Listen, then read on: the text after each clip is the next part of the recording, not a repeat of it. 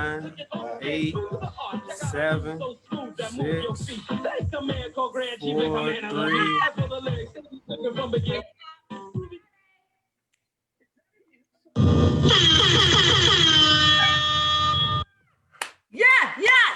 Hip Hop Friday. You know what it is. Music speaks. And this alone, this episode alone is going to be fire. It speaks volumes already because we have the legendary DJ Belal In the building. All right. What's good? To speak easy. What's good? Oh, we are Strong. live. Oh, I'm so mad I couldn't come down this weekend to be in with you personally, but we still gonna have a bug out time tonight. We got our Oh yes. I would just like to thank y'all for having me. I thank my cousin Dre for connecting us. Andre, Absolutely. what up? Wine Dance, what up? Long Island, what up? 11798 all day. You know, 631, hello. Area code Representing heavy. Island in the building. Strong Island. Yo, I am amped for this interview. I've been looking forward to it. Everybody like it, share, like it, share, like it, share, like it, share, share, like it, share, like it, share, like it, share. You know it. And now we are going to get straight into the nitty gritty. So how are you today, Belal? I'm good. I'm blessed with all that's going on in the world. We all blessed. That's all we can say. Absolutely. Everything is life so short. Lost so many good friends and one of my best friends to this COVID. And we losing, as a DJ, we lost all our work. So all of it, all the artists, all the classic artists, the new artists. So, we are just blessed to be here, but we recoup, but you got to understand what we lost before we can recoup. You know what I'm saying? Yeah. Well, I'm first and foremost sorry about your loss of the person with this virus. Yeah. It's been hitting everybody's home one way or another. And but we're gonna make it through. We're gonna make it through. Oh yeah. One thing about that makes us through, music speaks. Because whenever we having a day or whatever, we just don't want a certain music, a certain thing, and like just vibe out to it. Now, you alone and the group you started, the group that was created, tell us about it. First, introduce yourself to the ones that may not know you. All right. Well, there's a lot of it's funny. There's a lot of people that don't know people, but my name is Belal. I'll give my government. Belal Tyreek Miller, because I ain't got no charges and nothing like that. And AKA DJ Belal, AKA Super B, AKA Grand BMC, AKA Be Successful. I had a lot of names in my career. Okay. And I'm from the 117. I'm originally from South Jamaica, Queens. Okay. And I was born out there. We left there in 76, where my home period is the 11798 Wine Dance, Long Island, New York. And basically, I'll start from the beginning. And I got some little surprises. I got some narration to do. So just give me a second. Let me get it right. That's what we're talking about. Let me get it right. Something different so you can get, some visual with what I'm talking about. It all started, of course, it all started with our parents. You know what I mean? So those are my parents. God bless my mom, my sisters, and my brother. Wow. My two sisters. I got two brothers. And I came up in a musical family. Now I'm getting ready to hit you with some. I saw Parrish talk about his, and I'm gonna show you how our Parrish and myself, how we connect with Groovy Chill and EPMD. Yes. So when I saw it, when he talked about his group as a DJ, when he was a DJ, I'll get to that later. But Wow. I'm gonna really bust you in the head how I first want to say Strong Island hip hop. I call it Strong Island hip hop because we all connected. We are very connected. In that era, we were so connected in a lot of ways that we didn't know until we got older or when we crossed paths. You know what I'm saying? So my father, Ron Miller, he was a songwriter, session guitar player. And he came to New York in the late 50s, early 60s. Started playing with cats like Wilson Pickett, sessions doing Don Covey, King Curtis, all the OGs, Donny Hathaway, Wow. Aretha Franklin. Oh. He used to play with Jimmy Castor Bunch before it was the Jimmy Castor Bunch. Used to room with the Pips. When he first came to New York, he roomed with the Pips. See, a lot of people don't understand about New York, that scene, the Harlem scene. It was a bunch of musicians coming from everywhere. My father's from Florida, Jacksonville, Florida. And my mother is from Custer, Georgia. And Southern vibes coming up. so they met in New York, you know, at shows, at gigs. So my father got his first break with Don Covey, who is like my godfather, God bless him. And if you look this stuff up, I'm gonna show you how it comes into hip hop. It comes full circle. Music is full circle, y'all. There's nothing moving if it wasn't done before. Right.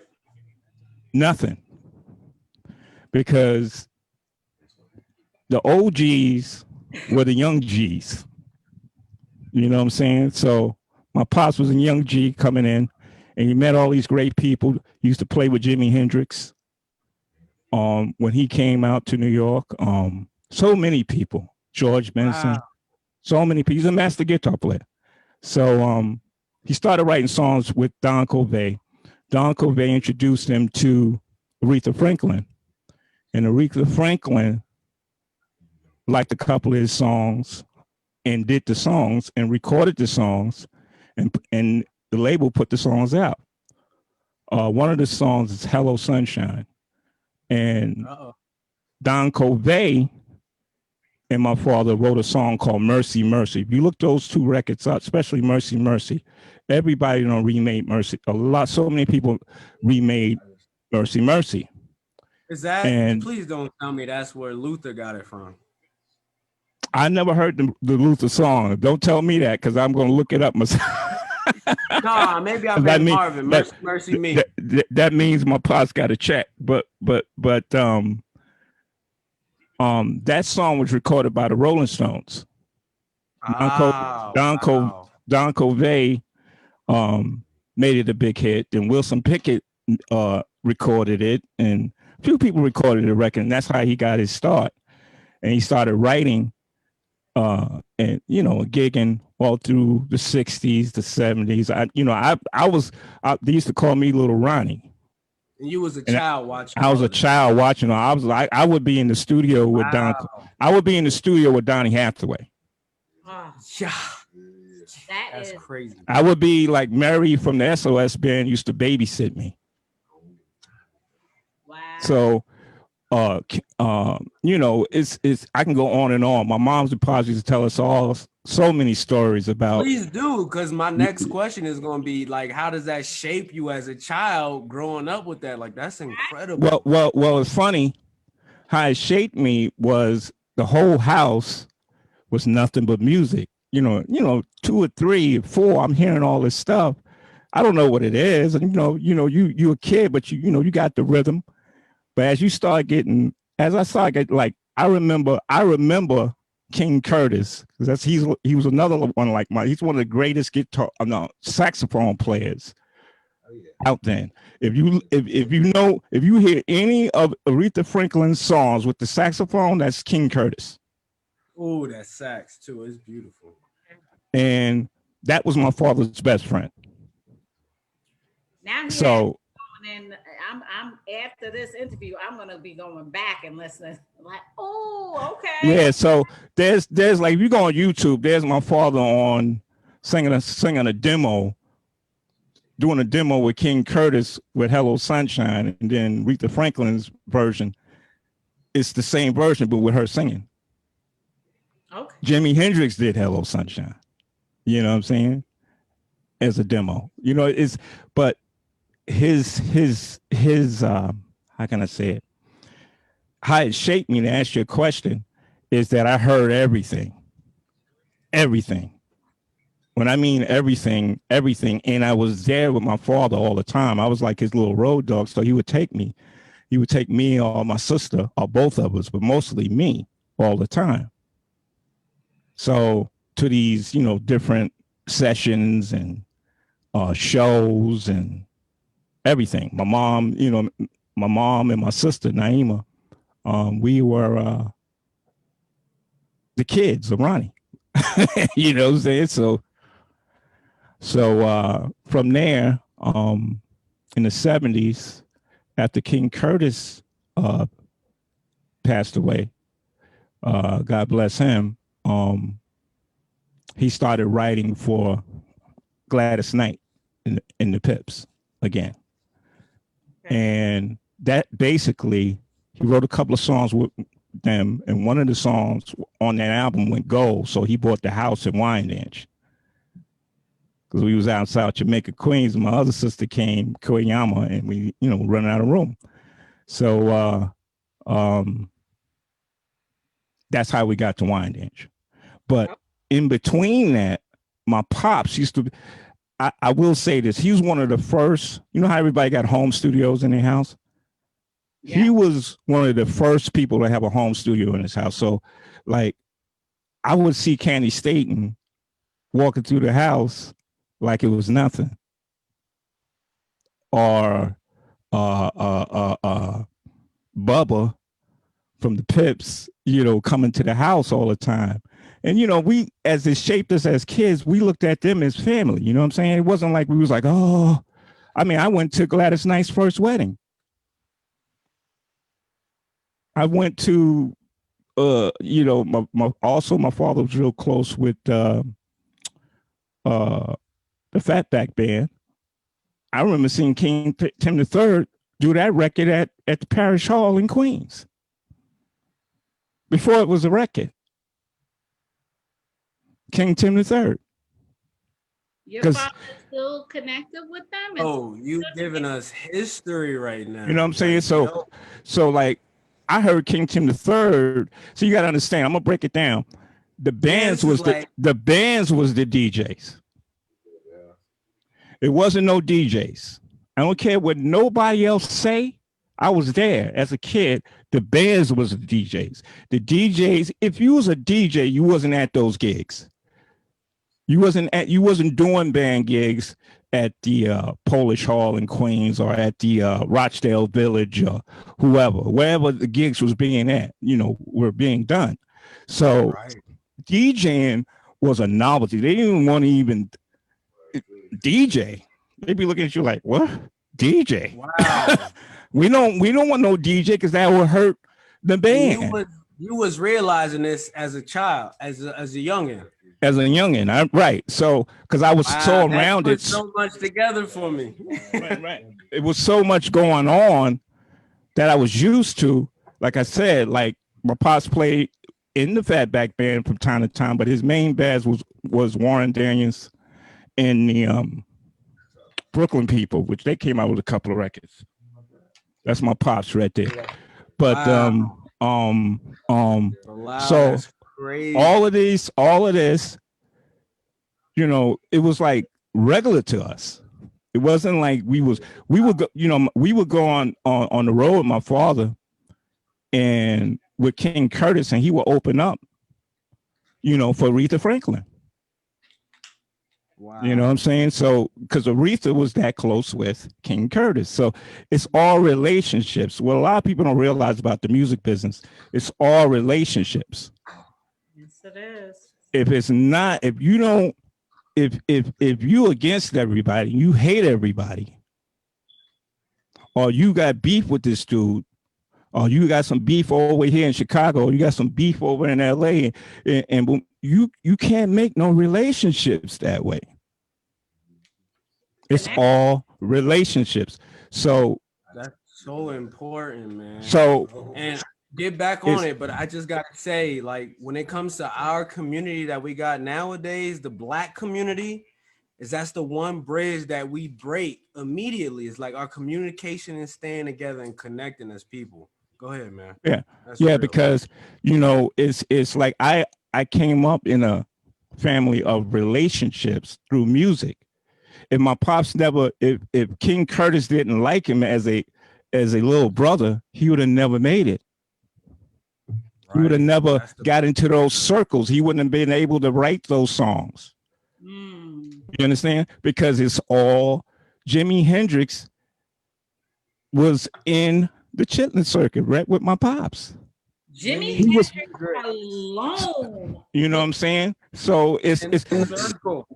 I got Jimi Hendrix pictures up on my wall, and that's crazy. You know, the one thing about Jimmy is I didn't feel like he was in tune with his people.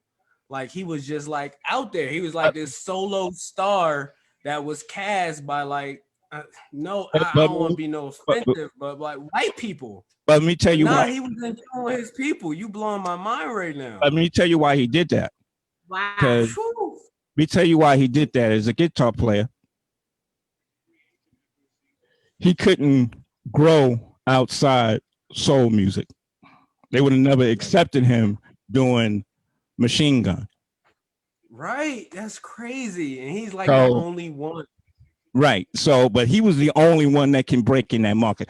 My pops used to tell me stories. It's like when Jimi Hendrix used to come and just jam, the whole world would stop in that room to watch him play because it was nobody better than Jimi Hendrix at that time.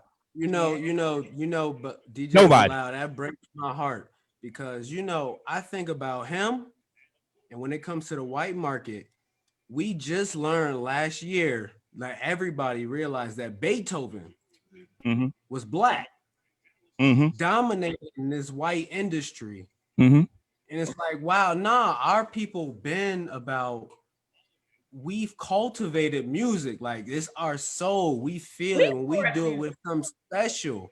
And Jimi Hendrix was in tune. Like he actually, he was about his people. Basically, yeah, you're right. Absolutely right. But slowly starting to separate. Like we're losing touch with Jimi Hendrix in my generation. But I will say this. I was listening to Jimi Hendrix since I was 2, 3 years old. Wow. 5 years old. I'm 55 now. And I can tell you the national anthem in my house was Machine Gun, the live version with Buddy Miles with the Gypsies. That's like in my house, that was a national anthem. Along with everything else. But the story is the same way with Donny Hathaway. My mom used to tell a story when Donny Hathaway used to sit down at the piano, and when he played, before he even sung a note, people start crying. Wow. Because they know he's getting ready to come with something heavy. And when he sung, there is no singer other than Stevie at that same time can mess with Donny Hathaway. He was a musical genius. So when you get to watch a genius, you have to stop. A lot of people that was like regular in New York. You see geniuses. You could go around. You could go in Harlem and see a genius on a Saturday, just gigging. Yeah. Wow. But nobody was calling them geniuses. Nobody was calling him legends. Nobody wasn't calling him the GOAT. You knew he was the GOAT without saying he was the GOAT because he was playing something that you couldn't do. Or they were singing something that you couldn't do. You talk about James Brown. James Brown used to mop the floor with people. The story. Mop the floor with them. You couldn't come behind, or you couldn't come. You were scared to start and you were scared to end. That sounds like Paris. You were scared. You were scared. So growing up through that, with that put something in me that was a little bit different when I came up and I started getting into music myself. I didn't really want to get into music. You are crushing my heart. Let me give you a quick analogy. Why you didn't want to get into music? I tell you, well, at the time, like I said, it was like I couldn't sing really. I could hold a note, but I couldn't sing, and I didn't have the patience for the guitar or the piano. So it I saw my pops practicing every day. He used to play with the masters. You know what I'm saying? He'd be playing and writing and playing the scales and this and that for hours and hours and hours, because it wasn't no keyboards, it wasn't no drum machines, it wasn't no MIDI, it wasn't none of that. You had to play. If you was in a session and you doing a session recording, okay, it's take one, take two, take three. By the fourth time, you out of there. You out of there. They're getting somebody else to replace you. You ever see Motown? That's for real. Yeah. You had to get it on the first take. You had to get it on the second take, or you lost your job, which means you can't feed your family. Gotcha. That they was working. It wasn't like they was getting a lot of money. It was you was going to gig like I do when I DJ. I go to gig to gig to gig to gig to gig. That's what my pops used to do. Gig to gig to gig to gig to gig. So as I started getting a little older, pops tried to teach me how to play the guitar. I was like, nah, that's not for me. When I moved to Wine Dance. What was your age when you rejected that knowledge? 8 and 9. Okay. Oh 8 and my gosh. Yeah, but before he tried to teach me when I was in Queens, so I was like 8. I came to Wine Dance when I was 10. I was 10 years old. You told him no? I did. I just didn't have the patience for it, and wow. it didn't click to me, because he could play keyboards, he could play other instruments, but his master instrument was guitar, and guitar is not an easy instrument to learn because you have to read. Back then, you had to read. It wasn't like you see all these guys now playing against music. Other stuff that people use, you couldn't do that.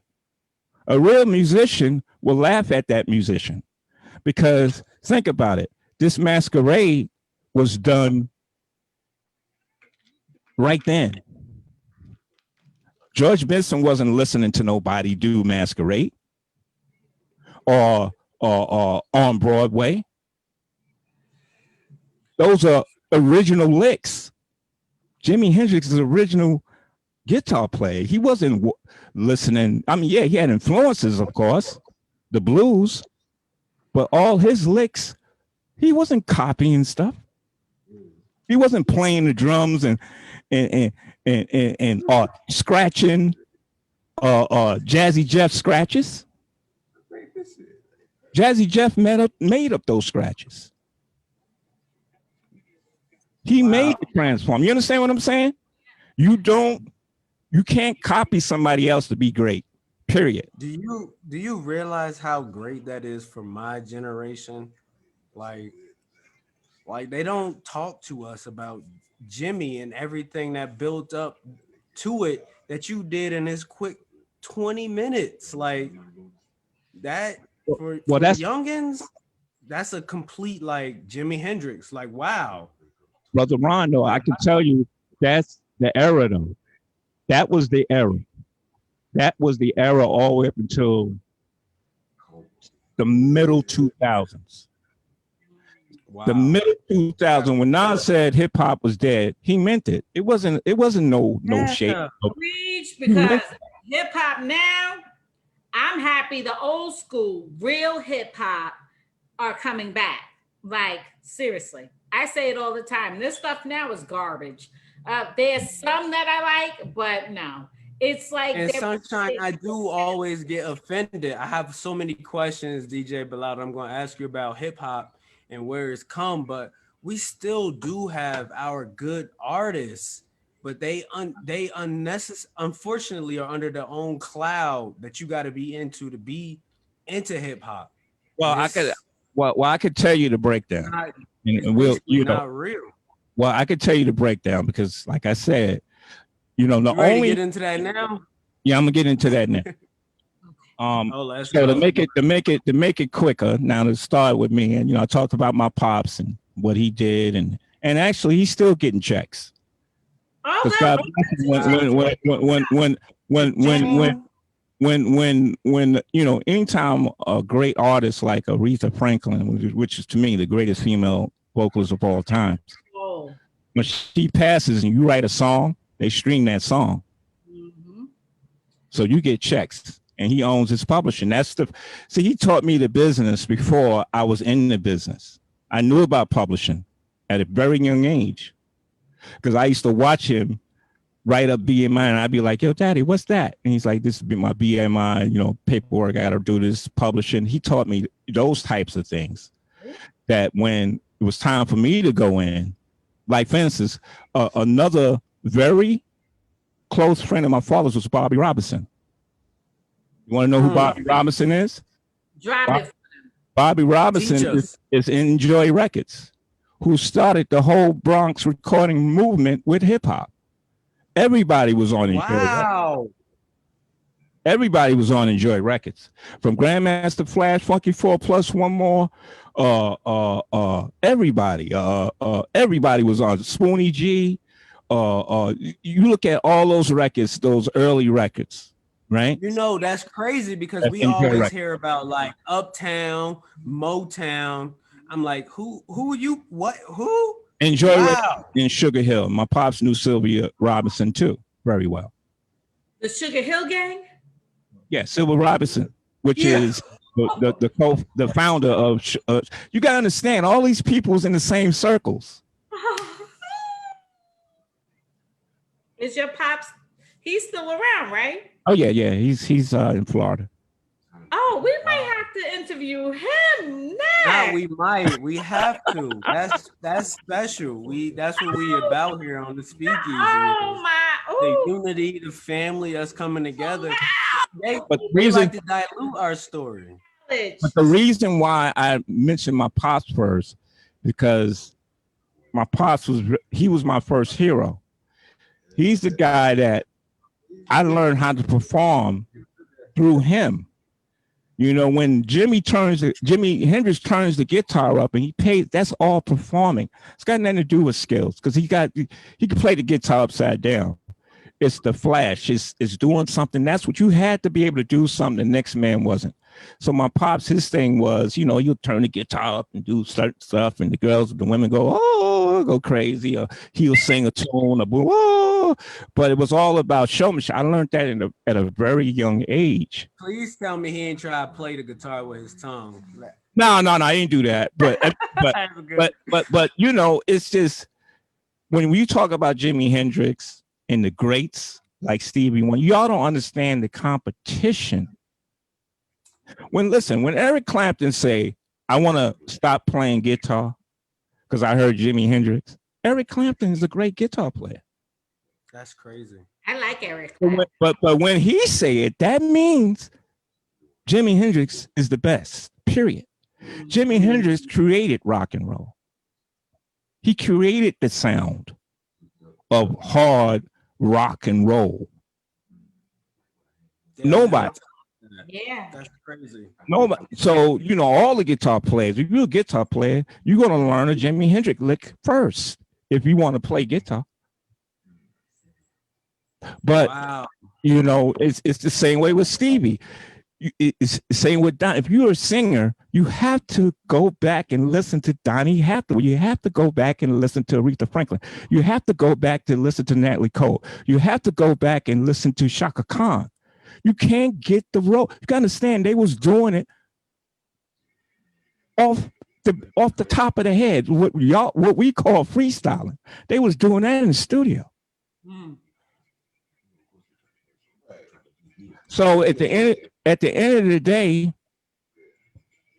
you have to be inspired by somebody. When I hear cats talk about I'm inspired by yourself, how can you be inspired by yourself if you don't have no history from the past?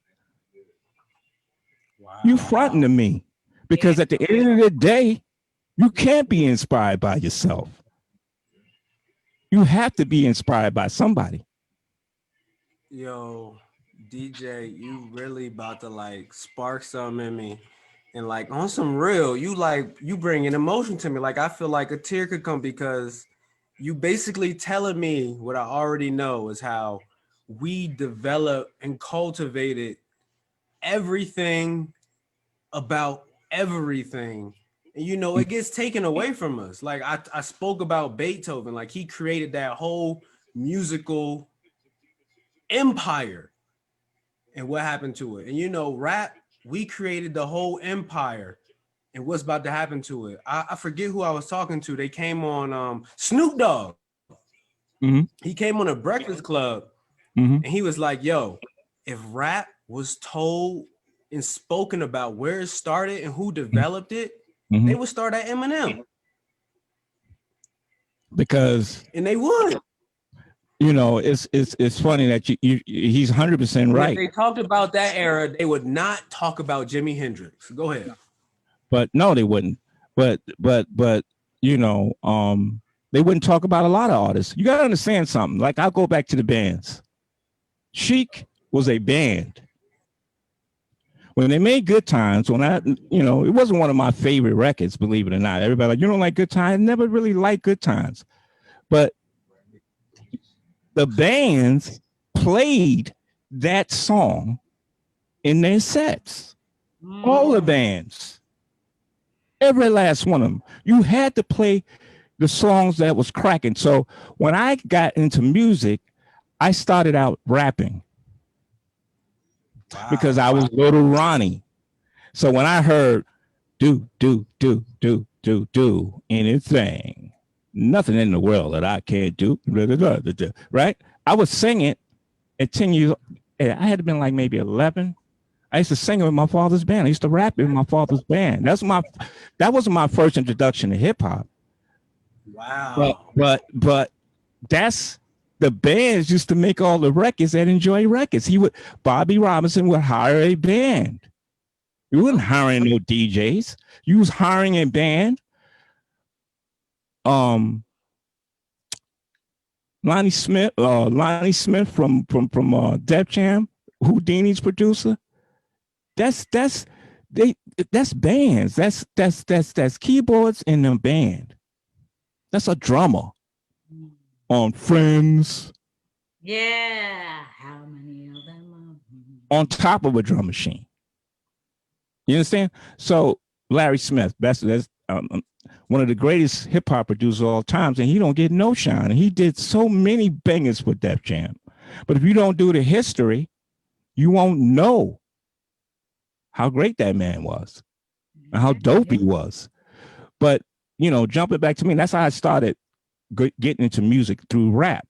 And when I came as a rapper, and as I came on Long Island, Long Island to me, I was also, I was born in the Nation of Islam. So,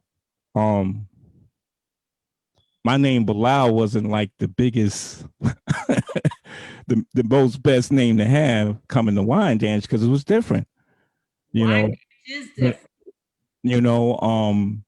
I was Belal X, and when you get an X, that means nobody got your name on the East Coast, Eastern Seaboard.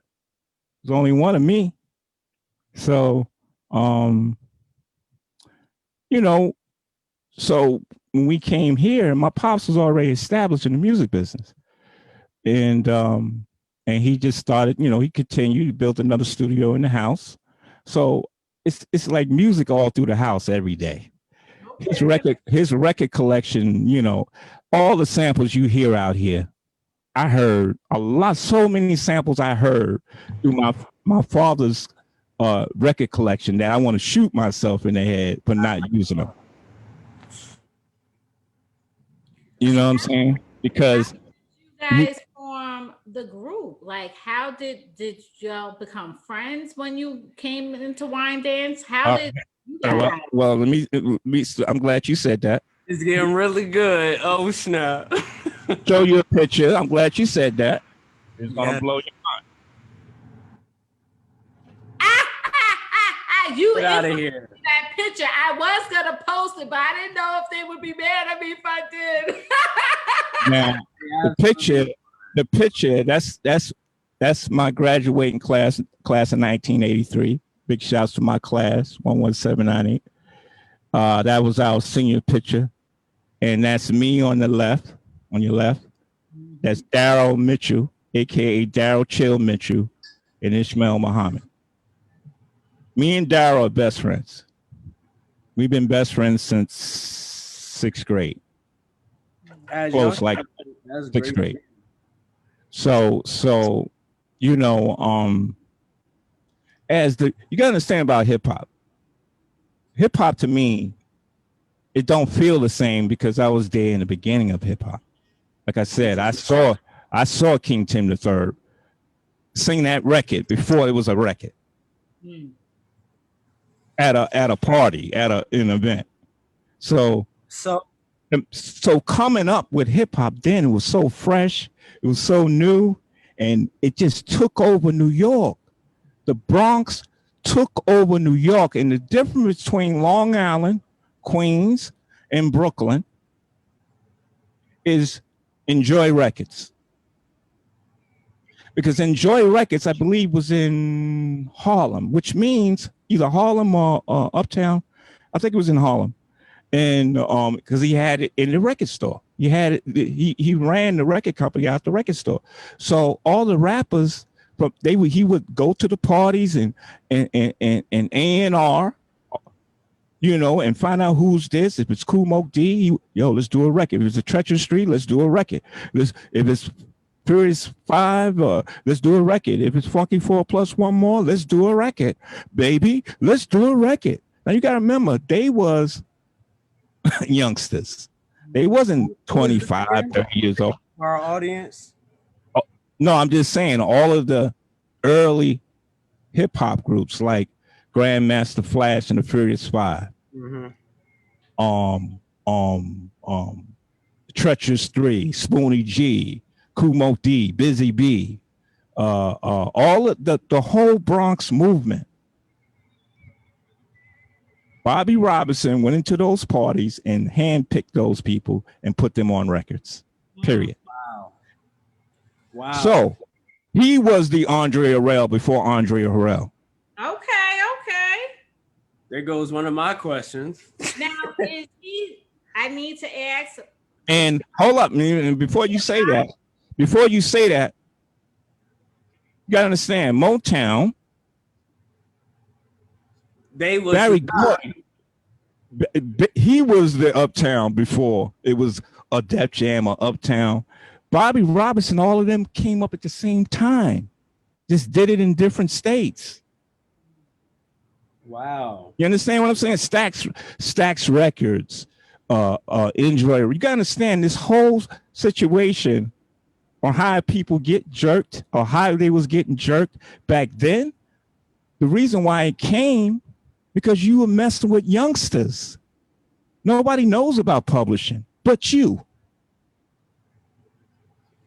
So you don't think it was about the overall leader of the industry? No, it's about business. It's about business. If I put it to you like this, Bobby Robinson learned it from somebody. Wow, because one of my number one questions was going to be about Andre and how Uptown, like, you know, you basically telling us Uptown was Motown before Motown, and still is Motown. Motown, right. Motown. We always hear about Motown as like the biggest. Motown is the biggest. What I'm trying to tell you is Motown knocked down the door, but it took years for an Uptown to be recognized, or Def Jam to have a situation where they can bring in young black talent. You got to understand, hip hop was based on the independent record company. Okay. So when you talk about the history, Curtis Blow was on Mercury. He's one of the first. That's unheard of when Curtis Blow was on Mercury. Is the first, right? I believe he was one of the first. Really Blow. I believe he was he was one of the first. Then the Fearless Four came out on I forgot the label, but it was one of the big ones. But a whole bunch of everybody else was on indies. Wow. You understand what I'm saying? So they was pressing those records out of their pocket, or they didn't have that distribution. I call it the Chitlin circuit of record companies. Okay. So Motown is Motown. They had distribution. But Enjoy Records don't have that type of distribution. So what do they cater to is the streets. And the streets cater to them. You understand? Wow. So but as far as the business is concerned, if you don't know your business, you're gonna get jerked. Because who at 16, 15, I was 20 or 19 gonna say, all right, I'm gonna take it to my lawyer and have him change it up. Hell no, you don't miss your turn. Get out of here. You understand what I'm saying? Yeah. So you got to talk. You're talking about years of not knowing the business by the youngsters. We know it now. My crew knows it now. You understand what I'm saying? But we didn't know as we were signing the deals. I knew. My pops told me one day, he said, yo, I like y'all group. I would take it to Enjoy Records, but I wouldn't do that to my son. Wow. That's a quote. Because he might give us a break because I'm his son, but he know the contract ain't gonna be lucrative.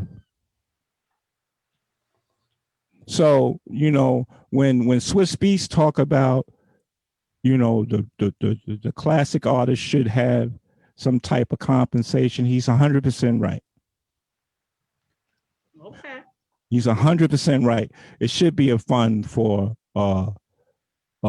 Houdini. God bless X. We love you. So many artists to get some backing money because they didn't have their publishing. I'm just telling you the fact. Yeah. Publishing is everything. That's your money. You're speaking on the struggle. That's one of my, oh my gosh, that's one of my interview questions that I have for you. But just I'm gonna fast forward to me. I could talk about this all night about the business, but me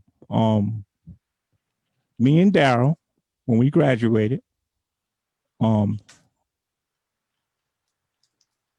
wanted to be a DJ, right?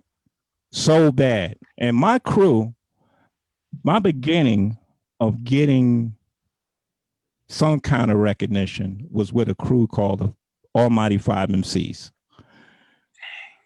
The Almighty Five MCs. I was too, my moms used to keep us in the house. So it was the gate and back in the house. And sometimes we go around a couple of blocks, but there was certain spots we couldn't be. I couldn't go to the park to look at DJ Pleasure or DJ Motor, go to Wyandanch Park and see Nelson PR and, all the cats that I heard about. Mom Dukes wasn't trying to hear it. So in that time, Wyandanch was fire. It was, but but the thing is, with Wyandanch, what a lot of people don't realize about Wyandanch, we family. But if you come from the outside, you got to get in the family. Yep. So I had to, figure out a way where I could get in the family. And music was one of the ways. And me being who I am as a humble dude, and that's how I got in, and I started rapping with the Almighty Five MCs. Another great classmate of mine is Teddy Oaks. he had started this little crew, and everybody got to understand hip hop was all about crews, and that was everywhere. I don't know about nowhere else outside. It was the DJ, the MC, and your crew carrying crates, getting to the party, being security, whatever. Wow. It's Okay. so crazy. So, I completely lost that. so that's why you had a crew, because you had 20 crates. The DJ has 20 crates. Who's carrying? You got 4 speakers. That's special. You got everybody. That one dude might have a car, a van, or can loan his pop's van, and then we putting the equipment in that. You know what I'm saying?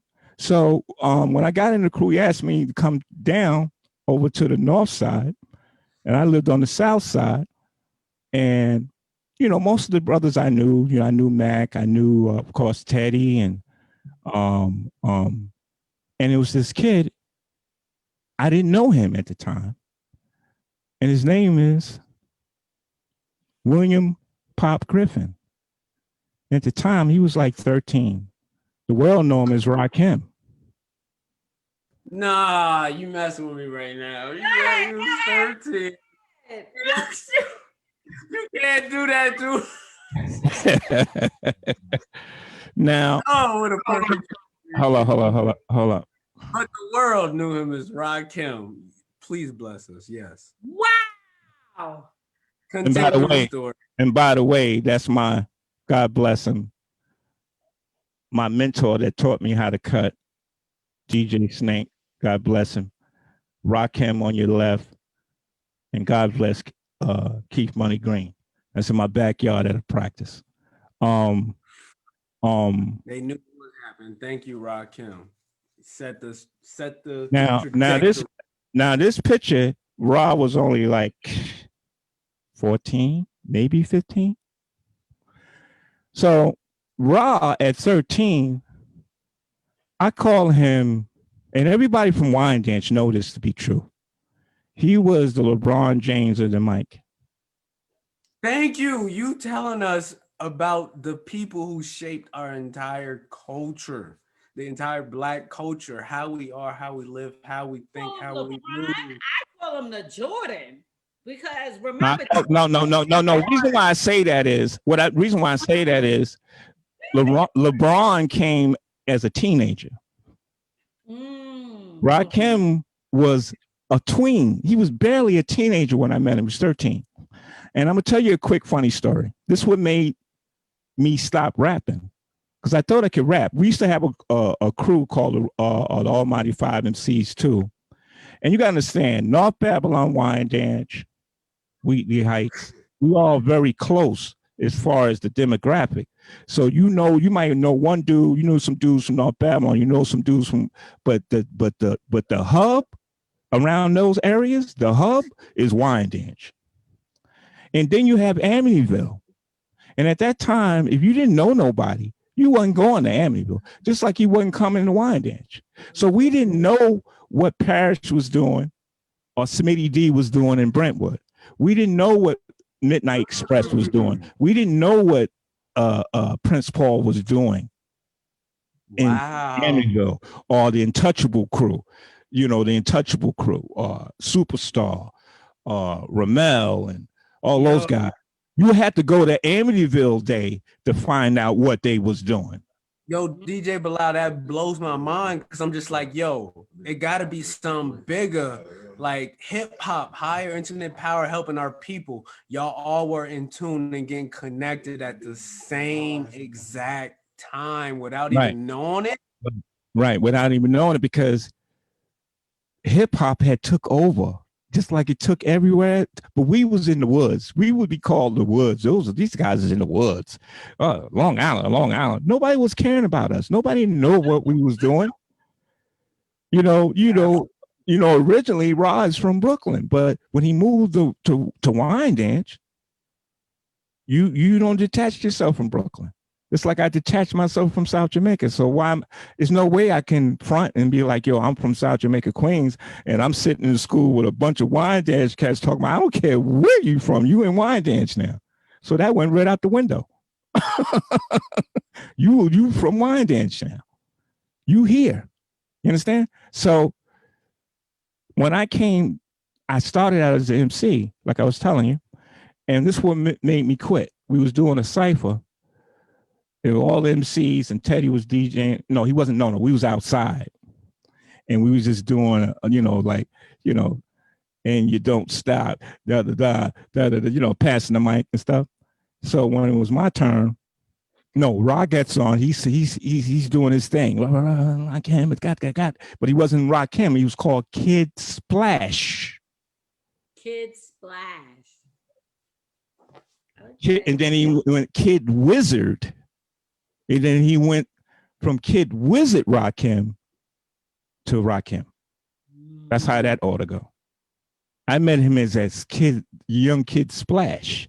See, Ra was a man child. He always hung with older cats. He's the youngest boy. He's the youngest out of his family. So he was, you understand what I'm saying? He was the youngster of the crew.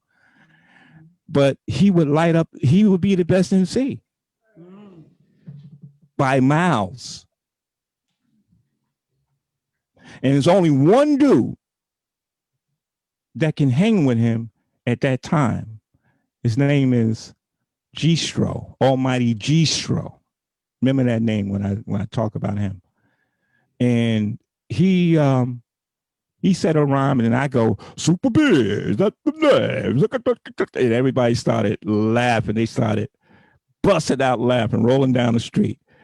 Yeah, I stopped rapping because I knew I couldn't hang with these guys like that. So I said, yo, can I play the drum machine? And my pops used to let me hold this little Dr. Rhythm drum machine. And I used to play the drum machine, and they would be rapping. But I was still trying to learn how to DJ, and I couldn't get it.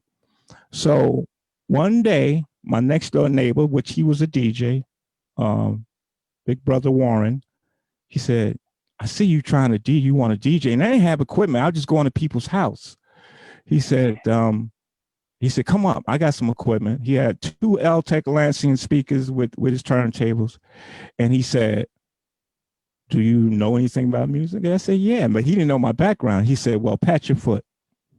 All right, pat my foot, yeah. All right, count it out. 1, 2, 3. Yeah, I know how to do that. 2, 3. Now drop the beat. And the instant I dropped that beat, I knew I could do it. Okay. Because he opened my mind up. All right, it's all bars. I know bars. I know this. I know that. That's easy. That's timing. I can do that. So he taught me the basics of mixing, not cutting, mixing, blending 2 records together, whether it's the same or different. And then I got that. So I begged my mother, I said, can I get some equipment? And he's like, wow. When you graduate, she said, if you graduate, me and your dad's going to buy you some equipment. He said, but it's going to take, is either you want to pick, either you want the equipment or go to the prom. That's a no-brainer. I don't want to go to no prom. That means I got to ask somebody to go to the prom too? Get that. I want my equipment. So what happened was, the story goes like this. Now, at that time, I'm gonna go backwards. The biggest crew in Wyandanch was DJ Cool Breeze and the Love Brothers. Now, the Almighty 5 MCs, we broke up.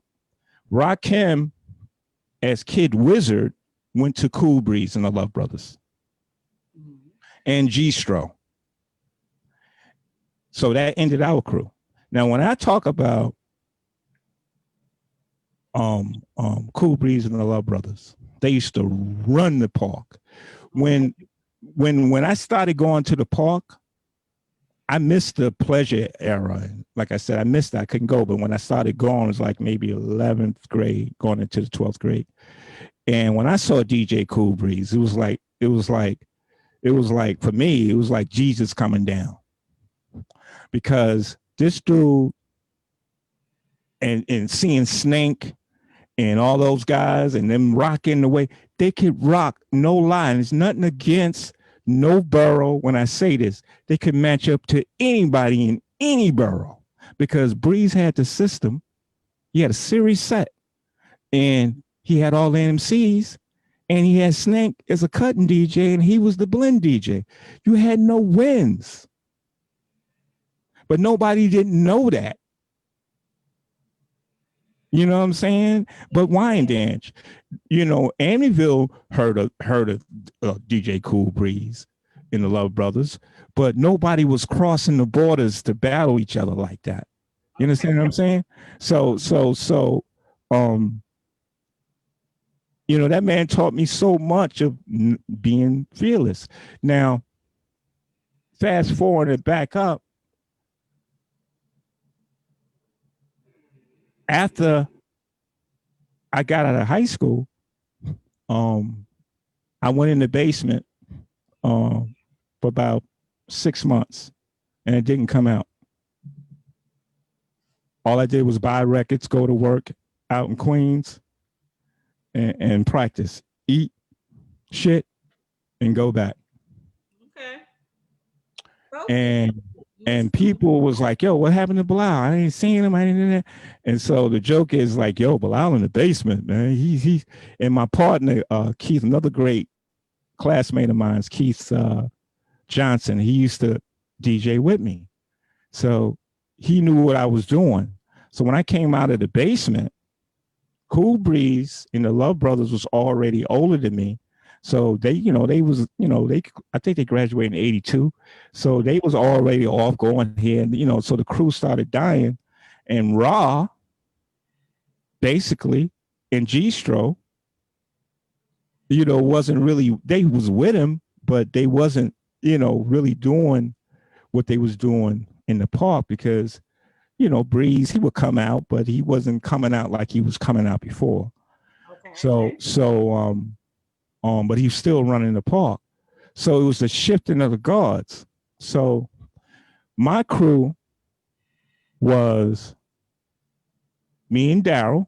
We used to go around to the different parties and do who is Daryl Chill Mitchell. Y'all know who Daryl Chill Mitchell is, right? Yeah. Right. So basically me and him created a bond. Me and Raw already had the bond. You know what I'm saying? And we started doing parties together.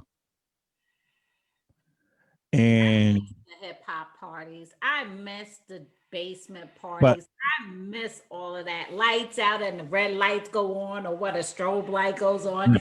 And oh, I miss that. Now I miss it too. This was the great days. But now we met Biz out of nowhere. One day we was at the high school. You gotta understand something too. Speaking of the high school was our domain. That was the high school was like second home to us. Okay. School. So you gotta understand that you know, like for instance, the band teacher that we had, and Rob was in the band, I was in the band.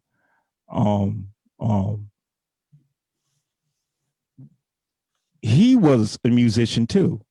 Okay. And so Mr. Abel, so he let us do things that no other teacher would let you do. Like he would throw parties for us to get band instruments or whatever. And I would be the DJ. So I was doing a party one day, and who comes to the party? Biz. This is Biz. I'm Biz Markey, and boom, boom, boom, boom, and I got Grandmaster Flash outside, and blah, blah, blah. I need the microphone, and I need come on, give it to me, right? So he snatches the mic. I said, I'm not giving my mic. So he snatches the mic off the stand and started telling everybody who he was, and I actually jumped. I was getting ready to fight Biz. I was getting ready to bust his ass for touching that microphone because you just didn't do that. Yeah, you don't touch the DJ. So everybody is grabbing me, chill, Belal, chill, calm down. So he was doing events with Mike and Dave all around Long Island, all around the boroughs. And you know, you get to see Dougie Fresh and the Get Fresh crew and Rob Bass, and Biz would be on the flyer.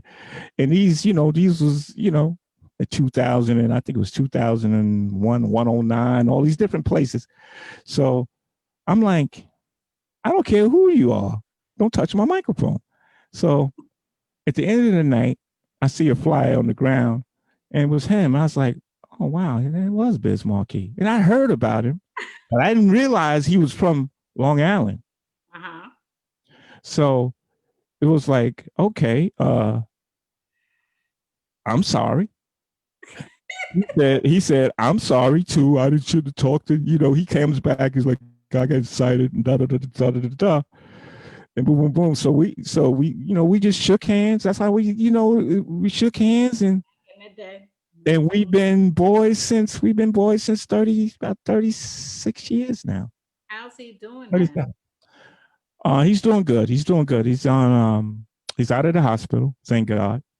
And he's doing his rehabilitation at a rehab center. And he's I called him yesterday, day before yesterday, and he's good. He's good. He's that's good. Biz do everything. Biz do everything in his time, so he's good. Good. He's good. Good. So what happened was, we all, the class of 86. Now remember, Rod's still only like maybe 15. Okay. Biz is a little older. Groove is not even in the picture yet. Actually, Groove used to work as the security guard at the Wyandanch High School. That's where the school kids used to know him as the security guard. Now, when I first met Groove was at Wyandanch Park. Now I'm gonna get to that Paris situation. He was in a group called the Rock Squad. And the Rock Squad was Smitty D, his brother Parrish as the DJ, Jerry J, and I can't remember the other guy, but I know. Was he DJ Easy P at the time? Yes, he was DJ Easy P at the time. Oh my God! Stories about the link. Did y'all have beef? Hold on, you can't just drop a bomb like that. You gotta continue. Did y'all have beef? Did y'all have beef?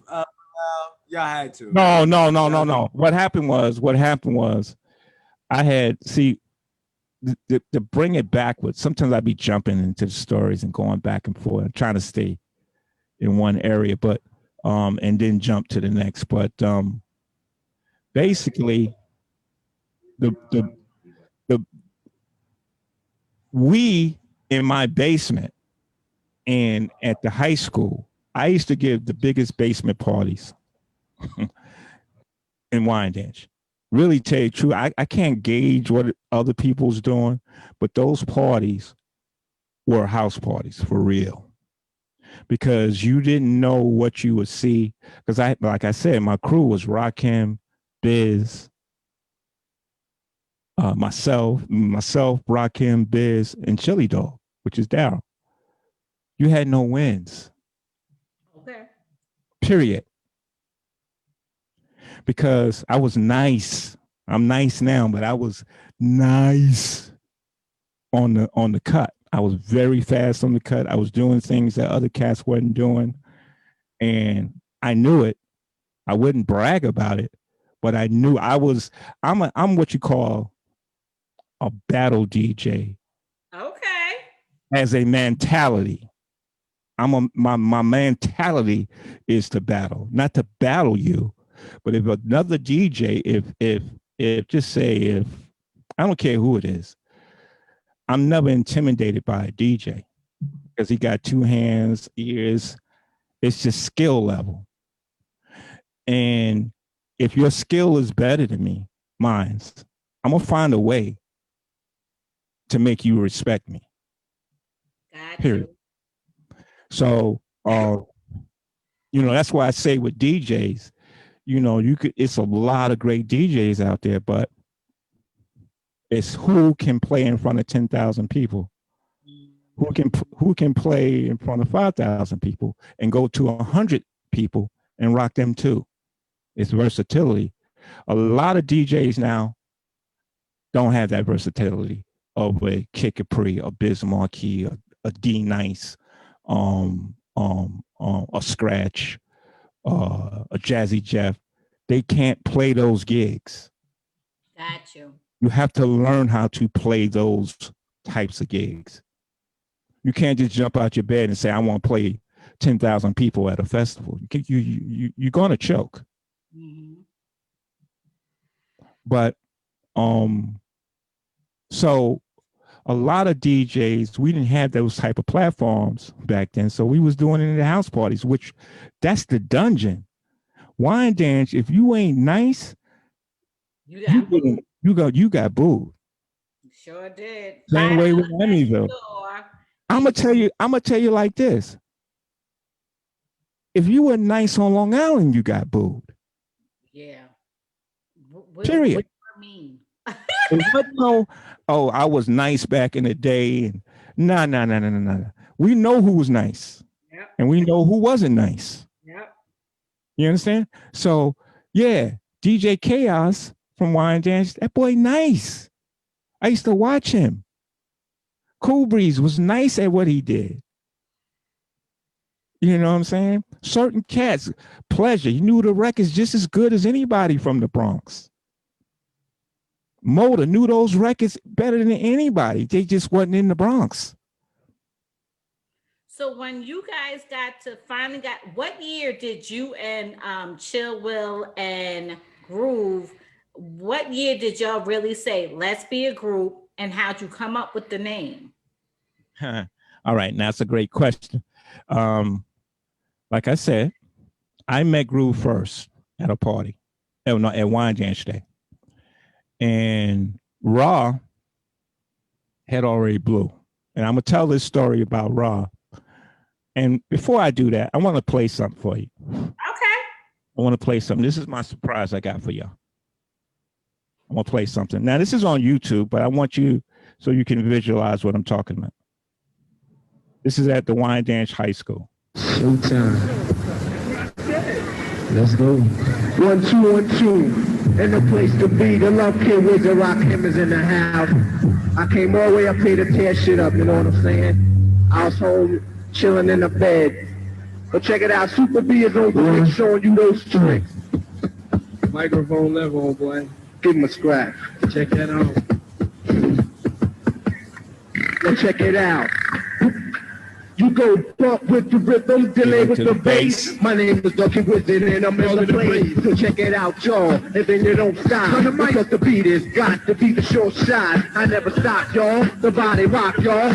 You call me Kid Wizard or Pop, y'all. The president of poetry is what I am. You can call me Wiz, or call me Rock Him. So every time I rock a mic, it's so unique. So check it out, y'all, because I'm reaching my peak. Because I'm the K, the I, and then comes the Z, the W-I. Don't forget the Z, the mellow empty fellow. I'm serving as well. One thing I do for sure is never get the food myself. The Kid Wizard, ask your homeboy here, tell you who is it. Yo, I'm so nice and I'm so exquisite. So BB, so we know that what is it? That. It's like fat Anna. It's like fat Anna. It's like fat Anna. A triple beat show. Don't freak y'all. Don't stop. But I don't act conceited. Don't brag on book. But when it comes to saying rhymes with, I got the most better than anybody else. Since the MC Biz, so if they ask you who's the best, tell them who it is. Tell them Biz or the Busy or Biz Marquee or either way you add it up. It equals me. I got the soul of a singer, the beat of a drummer. I didn't get to be number one on a hummer. Dedication and vision, and that was the thought. But the use of the knowledge that I was taught, a large vocabulary, a good comprehension that I get from the law to get the people's attention. She got talent in my head. Adidas on my feet, that's why you hear the people singing. You hear the MC vomit, you hear the people singing. But out in the street, I'm number one, y'all. I'm having fun, y'all. And I'm guaranteed to get the job done, y'all. Well, it's me, the Prince of Power, speaking of that. So heir to the throne of the king of romance. Come to do conservation, the Rama Royale.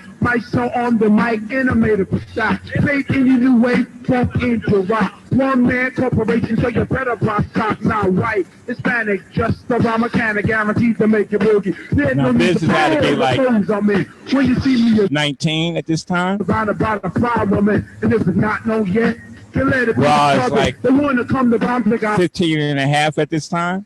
Object, place, and time. I take into consideration I'm on the cut. I was out of school, so I was Rockin' and Chili Dog 18, and me and Chili Dog was 18. Chili Dog. I mean, get on the mic and get the party a lift. And then you won't stop, and then you won't stop. Now listen for Mr. Comprehend your friend. I stopped rap for a while, but I'm back again. To rock the house with the greatest of ease. Just to rock the young ladies down to your knees. And then you won't stop, and then you won't stop, and then you won't stop. Cause it's the body rock. You see, life ain't what it really seems. You think you're grown because you had a wet dream. You had a wet dream, and now you think Now you're grown. you're getting the picture of what we was doing at the high school. That's a live high school party.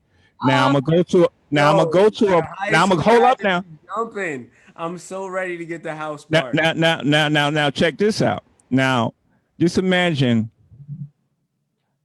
I was blessed to be around geniuses. Biz is a genius in his own right. Yes. Chill is a genius in his own right. This man, Chill, was the first dude I see. Listen, people would go crazy just because he put on the hat with the coins on it. He had an image before people was even thinking about an image. Yeah. In hip hop like that. You know, I remember he used to make clothes. He make his own clothes, put a raccoon around it, and make his own little leather stuff, and boom, boom, boom, boom, boom. You know what I'm saying? He was always trying to do something to get seen. You can tell that by the way he responds and acts in all y'all videos. Yeah. And that's why he's an actor. He's always been an actor. Wow. Yeah. That's why he's a great actor, because he's playing within himself. He's always been Chili Dog. Wow, man. The hat with those coins was the image of the group. It was bigger than the group. Groove Be Chill. Because everybody knew him. Everybody knew him before they knew us. Does he still have the hat? Oh yeah. Yeah, he still got it. Oh yeah. And so reason why I stopped it, now the other genius is Rakim. Yes. He's a GOAT. He was doing this. You understand, this goes back to what I was saying. Ra was influenced by the Cold Crush. Grandmaster Caz. How I know that? Because all we did was listen to Grandmaster Caz and Busy B and Kool Moe D when I was with the Almighty Five MCs. That's all we did. All I did was listen to Grand Wizard Theodore. That's all we did. So we was influenced. So like I said, anybody say they ain't influenced, you got to be lying, or you need to get out of the business because you're not going to last long. I don't care how much money you're going to make. Yeah. Because sooner or later, your influence on yourself is going to die. Yeah. Period. Yeah. So, you know, when you meet, we all knew that Raw had it, but we wasn't buying Enjoy records. You had to go out there to do that.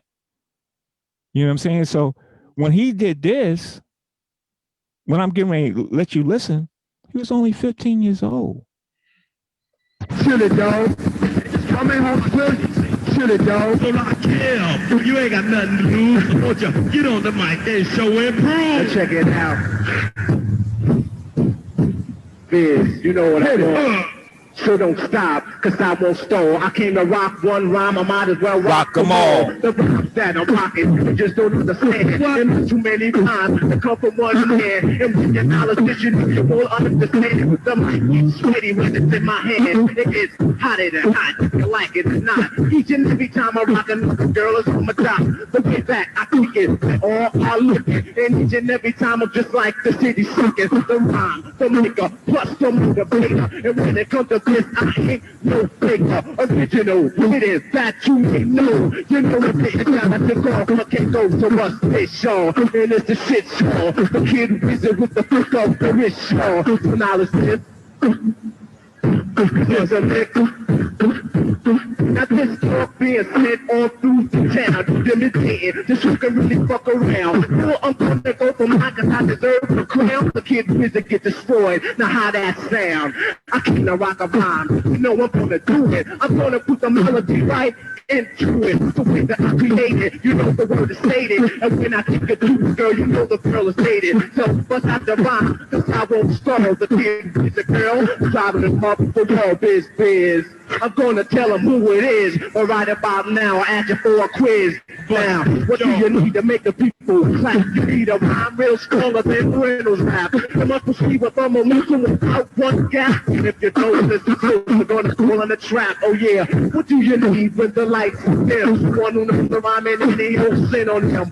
Got hair so baby, you can almost swim. By the very you can tell it's rock him. Take 7 MCs, put them in a line. Add 7 more brothers, think they can rhyme. It'll take another 7 before I go for mine. Now that's 21 MCs, ain't up at the same time. It's how. Did you hear what he just said? Break it down for us. Break it down. He did the 7 MCs in the line at 15. That was already written when he was 14. So that the rhyme that everybody go crazy over, and like the knowledge behind that is so heavy. You got to remember, he did that at 14 and a half. He's saying that in 15. That don't even make sense.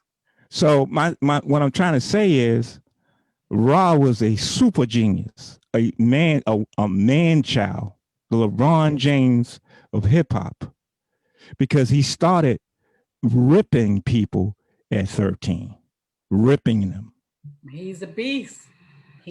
When I mean, I don't care what nobody, like for instance, I used to listen to another big bro of mine's, DJ Maniac, and he tells the stories too, because Ra used to come to his house.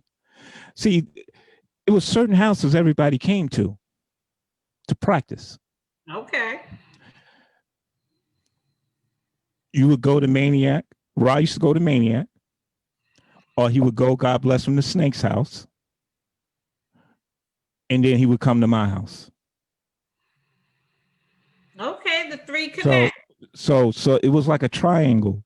Like Maniac was, when he was working he actually did his demo, and my melody demo was made at Maniac's house.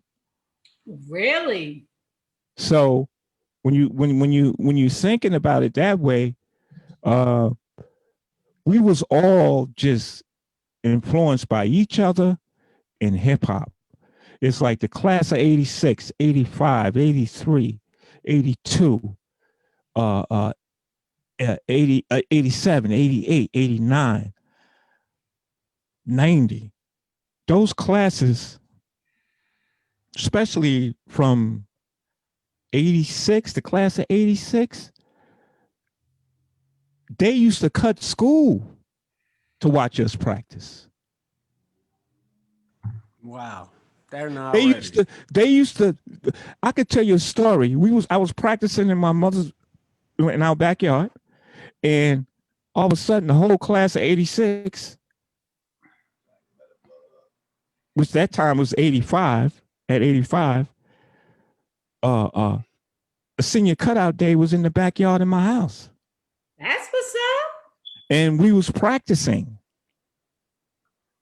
for one of the parties at the high school.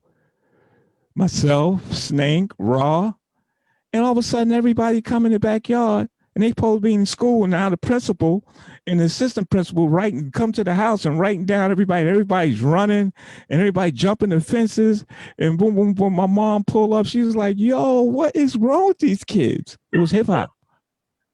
It was hip hop. You know what I'm saying? And we all was caught up in the same thing. So we loved being around each other and we loved hip hop.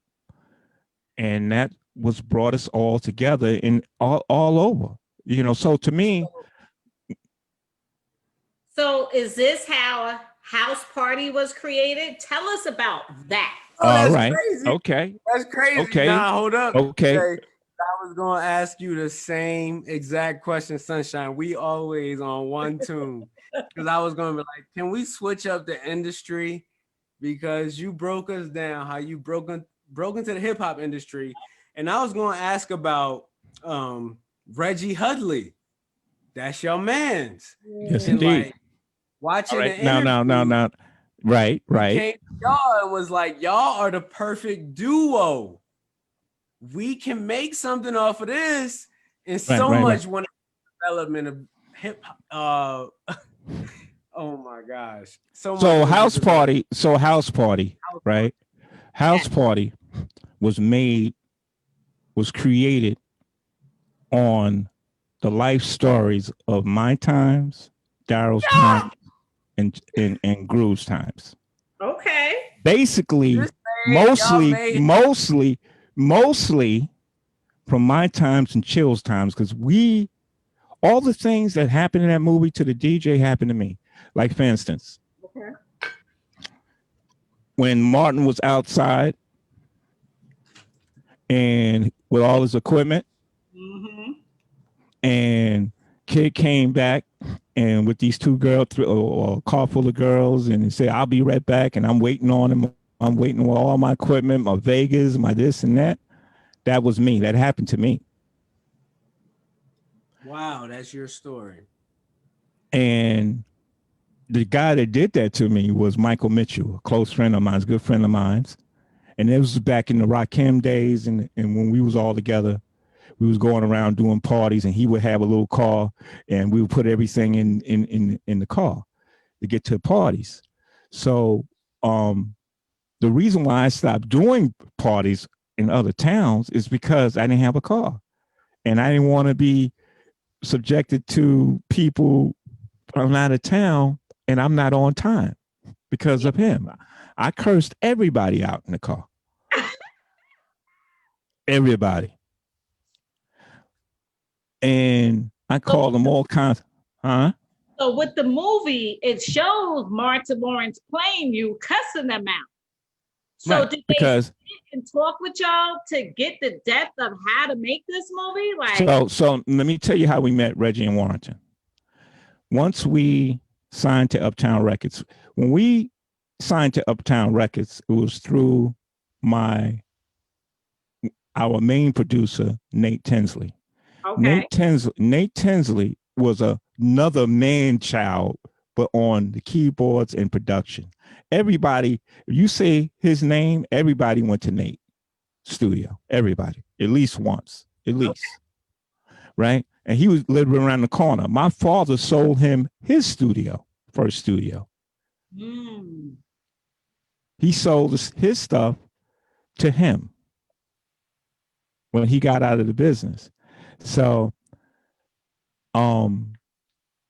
we started doing a little demo, and he was working with this other crew called OT Fresh out of Queens, I believe St. Albans, and they was working with Andre on Uptown's Kicking It. Andre was forming Uptown Records.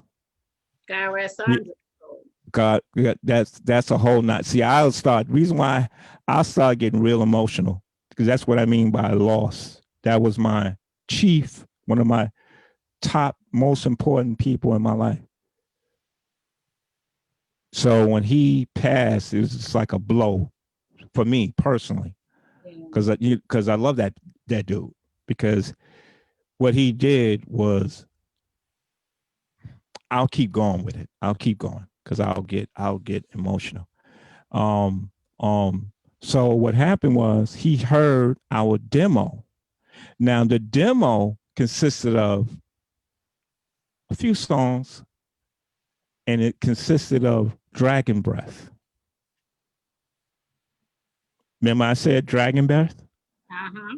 Where did you hear Dragon Breath at in the movie House Party? Yo, you can't do that to us, DJ. Because Dragon Breath, I just Dragon had Breath learned.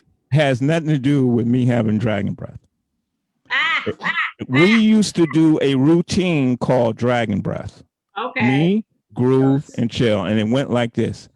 You got Dragon Breath. Boom, boom. You got Dragon Breath. Boom, boom. You got Dragon Breath. Oh, dragon. And we would talk about a girl with dragon breath, a dude with they would rap about that, and I'd be cutting it up and boom, boom, boom. Everybody had some type of routine. That's one of the routines we was known for. So we made it. That was your first original banger, right? No. It never came out. Of course, that was no. Dragon Breath never came out.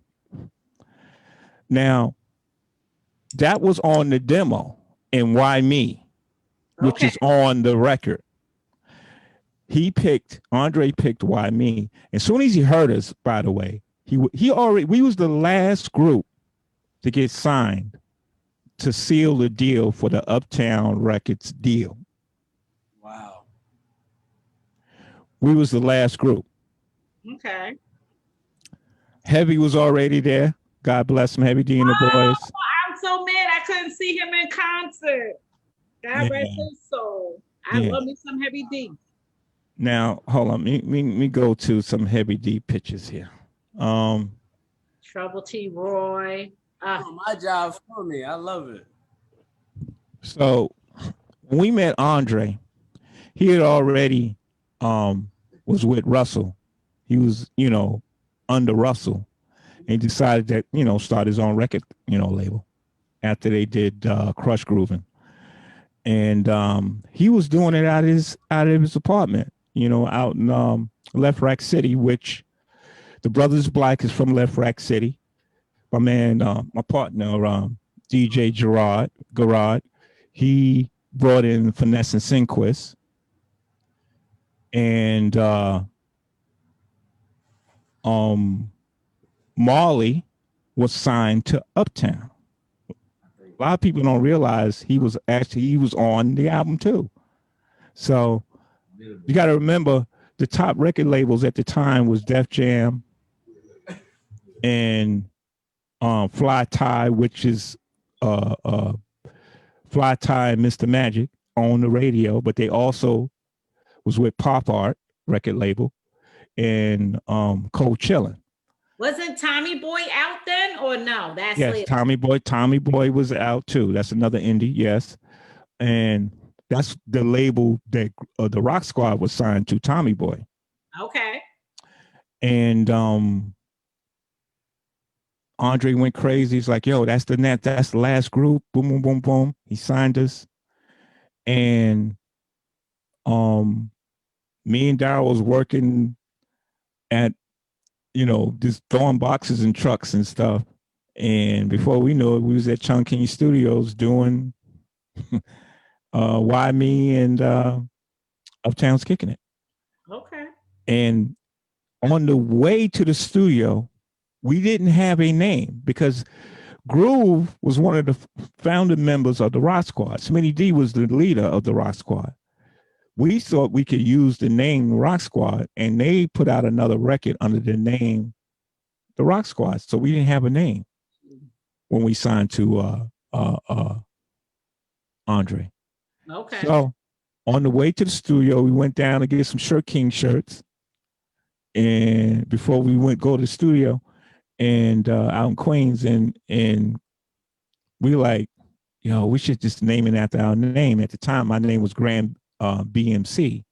So, and Dow's Chili Dog and Groovy's Groovy Groove. So he was like, maybe we should just go with our names, Chill Be Groove, Be Groove Chill. I'm like, man, come on, man, just say Groove Be Chill and stop playing around. So, Okay. and that's how we got our name on the way to Chung King Studios. And after we did the records, we met Reggie and Warrington Hutland. They did Uptown's Kicking It video and Mr. Big Stuff's video. Okay. They directed and wrote those treatments, and they shot the videos. And what happened was when we met, we got there a little early, and we met them. We wanted to be all the groups there. We was always like, we was the type of group where we were self-sufficient. We didn't need nobody to tell us nothing, basically, far as being on time. And we was a very well-groomed group. Thank you. You said the first thing, being on time. I like to be early. Thank you. Go ahead. so we met them and they fell in love with us. So, the record came out. We was working with Andre had us working with Teddy Riley. Teddy Riley loved us too. He wanted to do some stuff. So we was going out to Harlem at his mom's house, his mom's apartment. And he had a young Teddy Riley was something else. A lot of people don't realize that Teddy Riley was signed to Uptown Records first. So we was working with him, and it's so many stories I could tell. And please give us one good story, because I'm like, how did Teddy Riley transition to such a different path? And I could tell you how. Teddy Riley was another man child. He was, producing. He did the show. He did the keyboards on the show. He did Go See the Doctor. So just like Nate was on Long Island to Wyandan, she was like that, but to Harlem. Okay. Wow. So, and he was young. Jerry Curl, the whole thing come out there. I want to work with y'all guys. I want to work with y'all guys. I love the record. And boom, boom, boom, boom. And I got a little short dude. So we would come out there, we wine dance, Brentwood wine dance. So we go to his house, and we like Teddy. We like Teddy a lot because he was very innovative vision. See, one thing about Andre Orell, he had vision. He had vision. He would say to us, I want this company I want it to show Black young excellence. Yes. I want the sound to be Black young excellence. And he would be with us all the time. This is why I say a mentor. He would be with us all the time because he knew we was young, and he knew that he had to guide us. He couldn't just let us go. He was just guiding us to mold us into what he saw or what he wanted in his company. So when we came in, it was a little rumblings. We had, shook things up because that's what we do. We shake things up.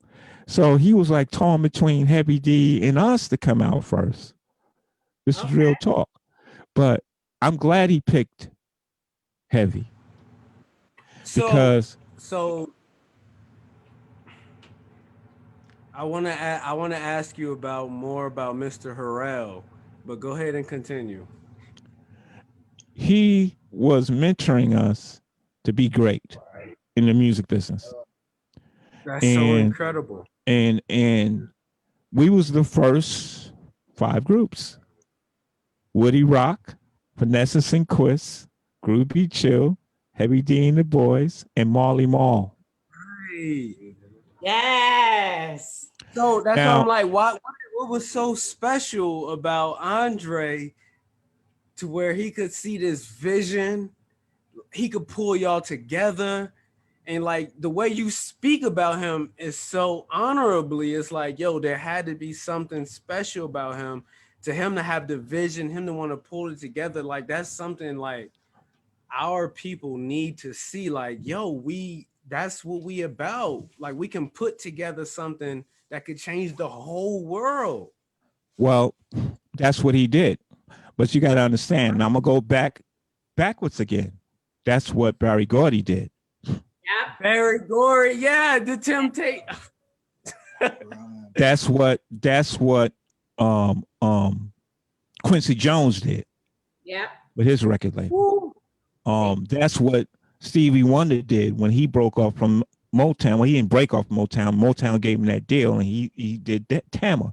When you had a record label, see, this is one thing, and I'm not disrespecting nobody when I say this, and I'm looking in the camera when I say this. When I hear someone, you give me something to listen to, right? You got to remember first where I come from. I come from my pops. I come from Uptown Records. And I come from a long history of listening to hits. I was in the studio when Heavy laid down Mr. Big Stuff. Or I was mixing down with my partner, my brother's SID, Just Another Day. So when I hear something, if it ain't on point, I'm gonna let you know that it's not on point. But if it's on point, I'm gonna let you know you got something. If you ask me, not in my business, if Andre will throw your tape, Andre Harrell will throw your tape from here to Christmas next year, if it ain't hot, he don't want to hear it. Russell Simmons don't want to hear it if it ain't popping. Fly Tie don't want to hear it. Mr. Magic, it's not playing your record if it ain't cracking. Gotcha. Forget about the payola and all that. They went by what the record sound like.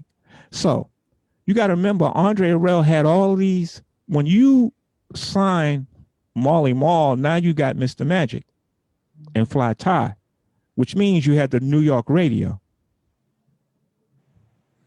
When you have Bugsy at Kiss, now you got two record labels. I mean, not record labels, radio station that was top. That was hip hop. Red Alert is hip hop. Yeah. Marley Marl is hip hop. Yeah. Chuck Chill Out is hip hop radio. Point blank. Fab Five Freddy, get on his show. Fab Five Freddy, the Awesome Two. Those guys broke the records. So Andre had all of them in his pocket because of his mentor was Russell. So when he broke off on his own, now you were like this, Brother Ron. It wasn't no hate when he broke off on his own. Russell gave him his blessing and said, "Do your thing. I'm here for you." You never heard Andre or Russell beef because Andre wanted to go and do his own thing. No, he gave him the freedom to do his own thing. You got to remember, Fly Tie, Russell, and Andre, and were boys. Right. They wasn't enemies. It wasn't a Puffy and Suge Knight situation. They had competition. Their competition, well, I got I'll Be Sure. Who you got? Well, I got Big Daddy Kane. Who you got? Well, I got this one. I got that one. That's the type of, it was friendly competition within the record labels. But the fact that you led with I'll Be Sure. Wow. That's a whole conversation. No, but see, you got to understand something. Uptown Records, when we was behind the 8-ball, when we first came out, because you had Biz brought Kane. Now I'm gonna tell you a quick story about Kane. Yes. I first met Kane in front of my house. I tell Biz, do not bring nobody to this party because we go to Joe Frazier's gym, which is Chill's uncle. God bless him, the great Joe Frazier. We did a part. Joe Frazier is Chill's uncle. Uncle, yeah. Okay, go ahead. All right. So we did a party. We did a party. That's crazy. We did a party, and my cousin is Larry Holmes, my second What? cousin Wait, hold up. on my mother's We're side. gonna have to do a box. Third cousin. Okay. All right. So, but getting back to the music, it's so much history. That's why I'm writing a book, and ain't nothing like hip hop music. The house party. It ain't nothing like hip hop music. Now, we go out there. I said, Biz, do not bring nobody because we only got a truck for the equipment and a car for the people. I'm going, my sister's going, chill, Rakim, Roz coming, boom, boom, boom, boom, boom. Okay? Don't bring nobody. What this fool do? Bring somebody. And who that was? Big Daddy Kane before any records. And I say, listen. And me and Kane are, that's my dude. I love Kane because Kane is another genius. Yes, he is. I love his when he came out and hit the scene with Dolomite. But to tell it real quick, this is before Rakim came out with a record, and he came out with a record. Now everybody's like on this versus thing. Let me give you a jewel. Everybody's on this versus thing. I saw the verses before it was a versus. Chill saw the verses before it was a versus. Groove saw the verses before it was a versus. Biz saw the verses before it was a versus. But it wasn't a versus. It was two MCs getting busy. I literally played Impeach the President for an hour with them two. Wow. Cutting it back and forth. Them dudes, like Rod's a type dude, he'll just listen to what you're saying, and then he'll go, all right, I'm gonna counter it. But Kane is like that too. And you got two different styles. So they going head to head. Where was this picture taken? At the Cheetah Club for Ra's birthday. Okay. And gotta understand when you DJing behind two greats like that, you can't be messing up. You gotta have your timing straight. You gotta be smooth. That's what I'm known for. Timing, impact. I make people go, ooh, ah. That's my style. And you have to be smooth. You have to be smooth behind those cats. You can't be doing all these intricate cuts and transforming and crabbing and stabbing, and you can't be doing all that behind an MC. And that's what the DJ is missing today because they don't rock behind MCs. What I learned, I was grateful to learn it, and I came in the era of that. But a lot of DJs of today they are detached from the MC. Wow. We was brought up with the MC. So when he brought Kane, who didn't ride in the vehicle? One of your sisters? No. What happened was Kane rode all the way to Philly in the back of the truck. Okay, with the equipment. So you guys was heading to a Legends gym. Mm-hmm. Boxing Legends gym. Mm-hmm. With Legends in the vehicle as well. Yeah, but we didn't know we was no legends. We was just kids. And you want to know what? Nobody really came to the party because Crush Groove killed the whole party because everybody went to the movie instead of the party. So we was in the middle of the ring at Joe Frazier's gym just rocking to about 50 people. Okay, look. So, but that's just one of those stories. But getting back to Andre, he would go with us to the point where I would hang out when he was the first dude that bought my 1200, my first set of 1200s. Mm. He was like, yo, I told him, because see, Eddie F, we go to Eddie F's house, he's getting all this equipment and boom, boom, boom, boom. And then I was like, yo, I need some turntables, Dre. And he walked me all around Brooklyn and Queens until we found those turntables. Okay. That was kind of a kind of guy he was. If you needed it and you had a good reason and had anything to do with your craft, he would get it for you. Mm. And he wanted his groups, everyone. I could tell you stories, miles of Uptown stories. Like, for instance, first time I heard Mary J. Blige was in his office. And he said, this girl here is going to be the next Aretha Franklin. I'm like, who? Huh? He said, you don't hear it? You don't hear it? She's amazing. She's just, yo, baby, we gonna ready to make some money. When anytime he heard something, he would go, oh, we get ready to make some money, baby. So when we met the Hutland Brothers was like, at the time, Uptown's Kicking It had died down, and Andre really didn't know what to do with us, and we didn't know what to do with us. So we go back in the studio with Nate. We go and bounce it back, and the Hutland Brothers is like, yo, we want y'all to come into our acting class at the Black Filmmakers organization out in Brooklyn, and we want to, do some improvs. And Andre wanted us to learn how to act anyway. So Heavy came. He was acting. Vanessa Sinquist.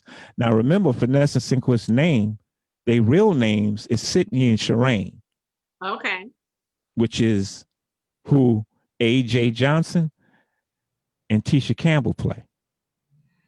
Okay. They was in the workshop too. They came a couple of times, but they really didn't stay that long.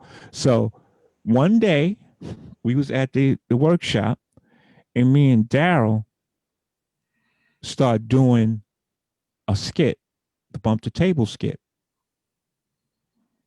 It just came, we just like, I'm DJing, he just bumps the table. I say, yo, I told you, man, don't bump my table, man. You're making my knees scratch.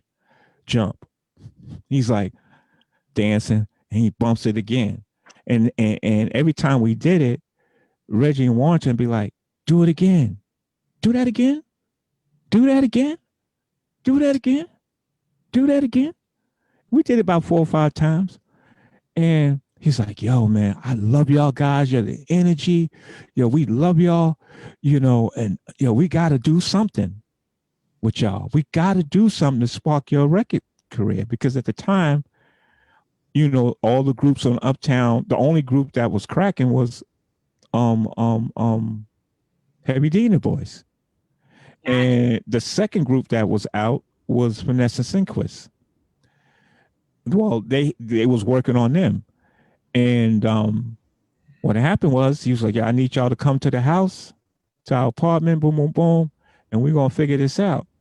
And they put a little tape recorder in front of our face, and it's like, tell us about your house party days, Belal. And I would tell him everything. Like when me and Rakim got stuck out in Bay Shore, and we tried to walk back home, and we got lost with our crew, and from our crew, and Roz bending all of the antennas off the cars in the car lot on Sunrise Highway. I'm just telling them, oh, well, we had to stick people sometimes at one of my parties. At my parties, it's the toilet is always getting messed up. Or I would say, I would tell them about, guys never on time. They always leave me outside. And, a lot of the party scenes is my story, because I was actually one of the consultants of the party scenes. Okay. I'm the one that put those turntables together in the Vegas, and they wouldn't know how to do that if that wasn't my set. That was my type of set. So I made sure that the set looked real. Gotcha. So then Daryl would tell his story. because Groove would get drunk so much, he would get drunk so bad sometimes, we would lose him at a party like it wasn't nothing. Like he'll be drinking, and all of a sudden he would disappear, and we would find him in the bathroom somewhere with his feet up on the stall, knocked out sleep. You know what I'm saying? Those type of stories. We just told our stories, business stories, where the battling stories and the MC stories. You got to have an MC battling another MC. Those types of things. The movie was about us, which means it wasn't no Kid and Play, and it wasn't no at the time it wasn't Brothers Kid and Play, and it wasn't the Brothers Full Force in the movie yet. They wasn't even written in the movie. The movie was Chill, Groove playing them, and me playing Belal. Okay. We shopped the movie with the Hutland brothers. I say it again, we shopped the movie with the Hutland brothers. We would go to different houses rather, and read. It wasn't we didn't have enough money they didn't have enough money to tape it and then, show it as a pilot. So we went in live and did it. And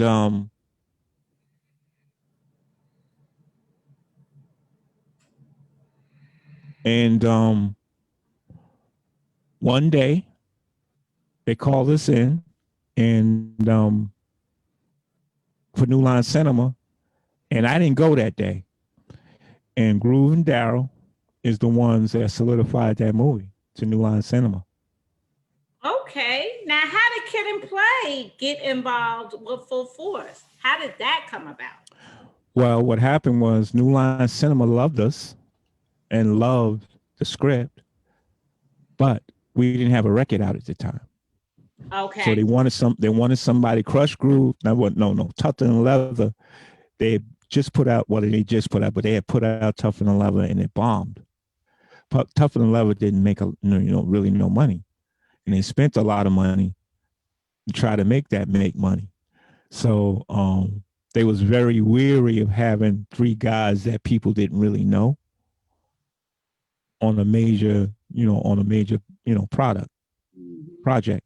So what they did was, the way Reggie explains it, first they wanted to get Fresh Prince, Jazzy Jeff and the Fresh Prince, but they had a problem getting them, so they couldn't use them. And then they was looking at Video Music Box one day, and they saw Kid and Play, and they auditioned them, and that's how they got in. And they expanded the script, and they brought in Full Force. Okay. So when we got the call to do the movie, the group was getting ready to break up because we were starting to get, discouraged. Like it seemed like nothing was going on. And at the time, Biz wanted me to DJ for him. So I'm like, yo, boom, boom, boom. So that's how that went down. And when they called us, it was like, listen, we got the movie. Belal, I know you didn't audition that day. We got 9 roles for you. Which one you want? And I said, well, which one be on set the most? Or which one has the most money I can make? He said, this part, his name is Herman. He sleeps everywhere throughout the whole movie, which I was on the set every day, just about. And basically, I made more money than Daryl Groove made.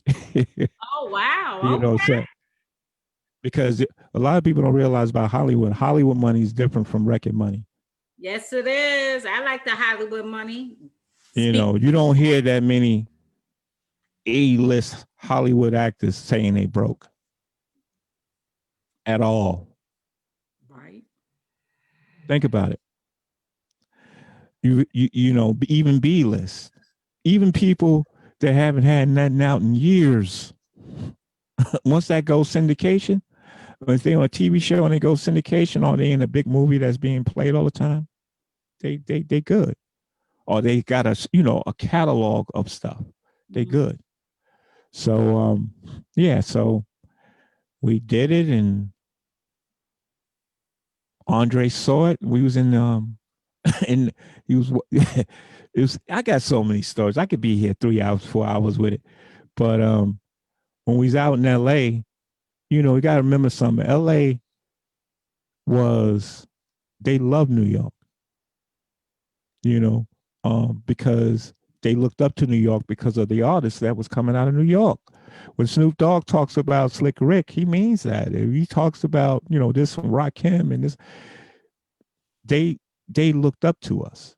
And being the fact that we did a house party out in LA, everybody on the set was from LA.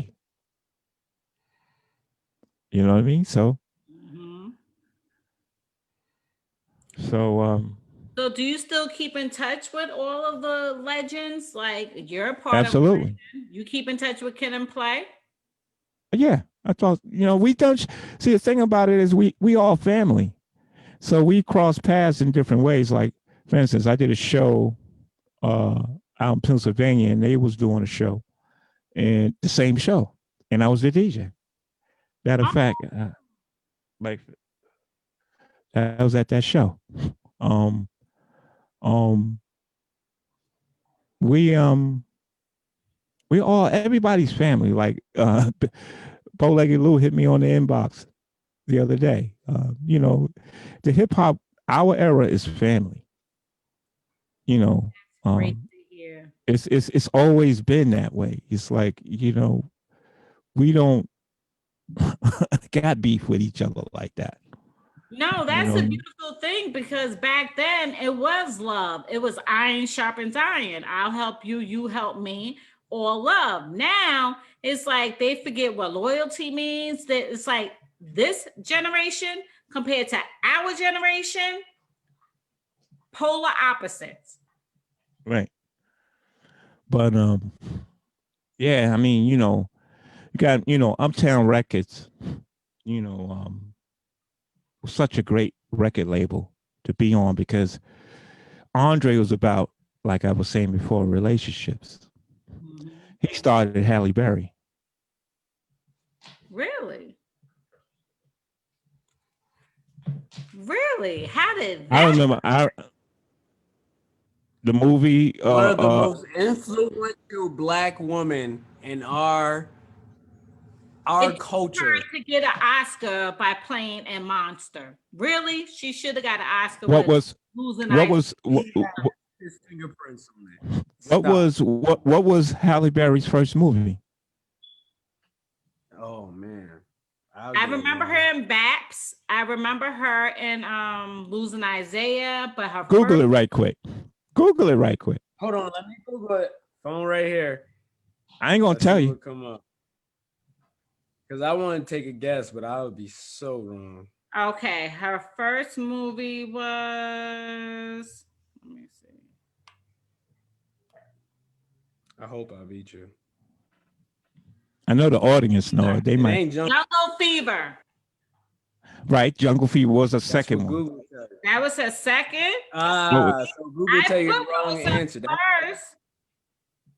Jungle Fever, that don't count. I should have said her starring movie, her first starring movie. Okay, because it said her first movie was Jungle Fever. Right. I should have said starring movie where she started. What's the first? Name her list. It's a short list. Monster Ball, Catwoman, John Wick. It's gotta be Monsters Ball, right? No. Uptown Records did a movie called Go. Go what? It was first called Go Beverly. Wow. He changed the name to Strictly Business. Wait a minute. Strictly Business. Strictly Business was a Uptown movie. Oh, yep. Strictly Business with oh yeah.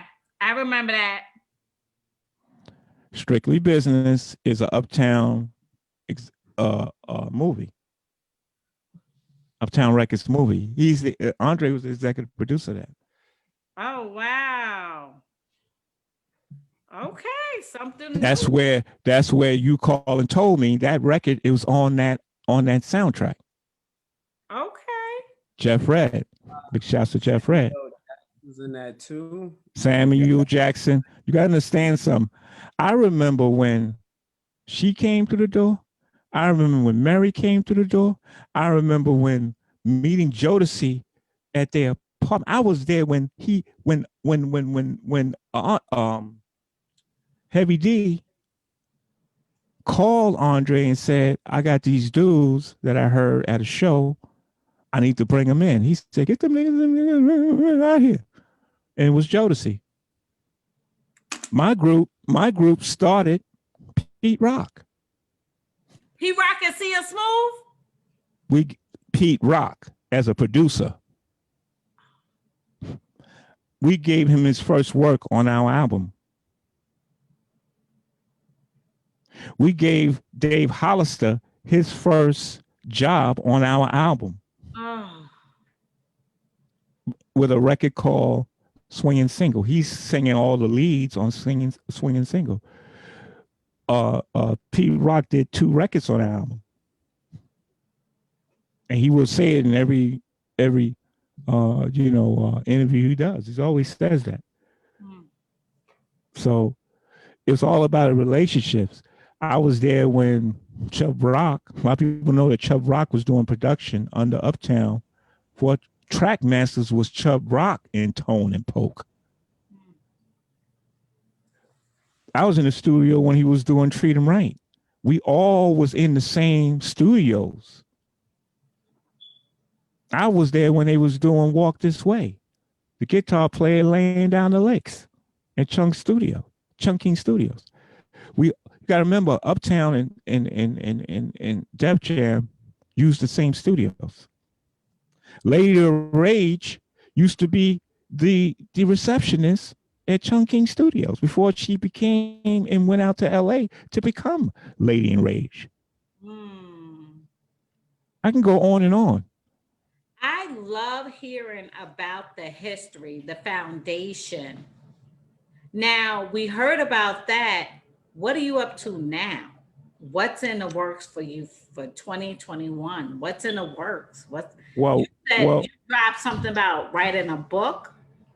Yeah, what I did was, the hardest thing for a DJ to do that, like myself or Jazzy Jeff, not putting me in his stratosphere, but you have to make your DJ Scratch is the same. He came from a group. So you have to, it's the hardest thing to do is build your brand and be known for something else other than House Party or other than being EPMD's DJ or Fresh Prince, whoever. It's the hardest thing. So what I've been doing all the time is reinventing myself all the time, because that's what you have to do. Because a wise man said, when I was DJing for Chubb Rock, DJ for Chubb Rock for like 3 years. I was a show DJ for 3 years. He's like, bro, Chubb Rock is always going to be Chubb Rock. You got to be DJ Belal.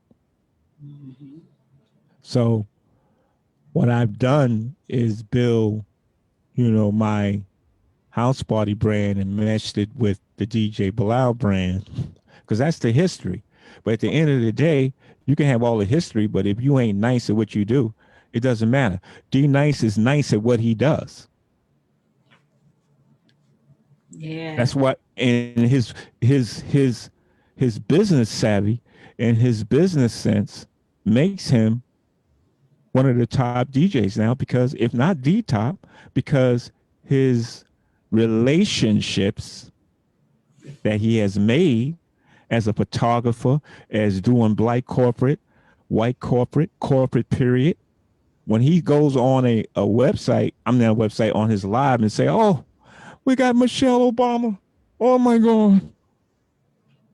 He already did some White House stuff. oh, Q, how you doing? So these types of things, I'm uh uh that's what I've been, that's what where my head is at, getting into the corporate world. I actually had started my own tour before this pandemic called the DJ Belal House Party. And I Oh, was doing I was going to different states doing that, taking my set, because I also own a mobile DJ company, a high-end mobile DJ company. So I was, instead of, depending on promoters, I was just taking out my set and renting spots and doing a thing and bringing in cats, different people and different known DJs. I did some. I had, before the pandemic. Me and Biz. I had his birthday party. We was doing a big birthday party for him. Um, so it's you always. It's not like if it's a saying that if you see DJs in your room, you a bedroom DJ. Well, most of us bedroom DJs by default. We didn't want to be a bedroom DJ before this pandemic. You know what I mean? Everybody was on the road, including me. But now we have to, reinvent ourselves again. So I do a lot of Zoom parties for corporate, for, different people, and for now. But the idea is to be on shows like yourself aw. and Well, tell the story. I And enjoyed and I appreciate y'all for having me, because just always, when you do something, let me tell y'all something. When you do something, when you bring on Parish, that's history. yeah. When you bring in myself, that's history. When you bring in whoever you bring in, whoever it is that's in the business, that's history. That's stuff that people want to know, you Yeah. know. So this is, when you say, what am I doing? I'm on your show right now.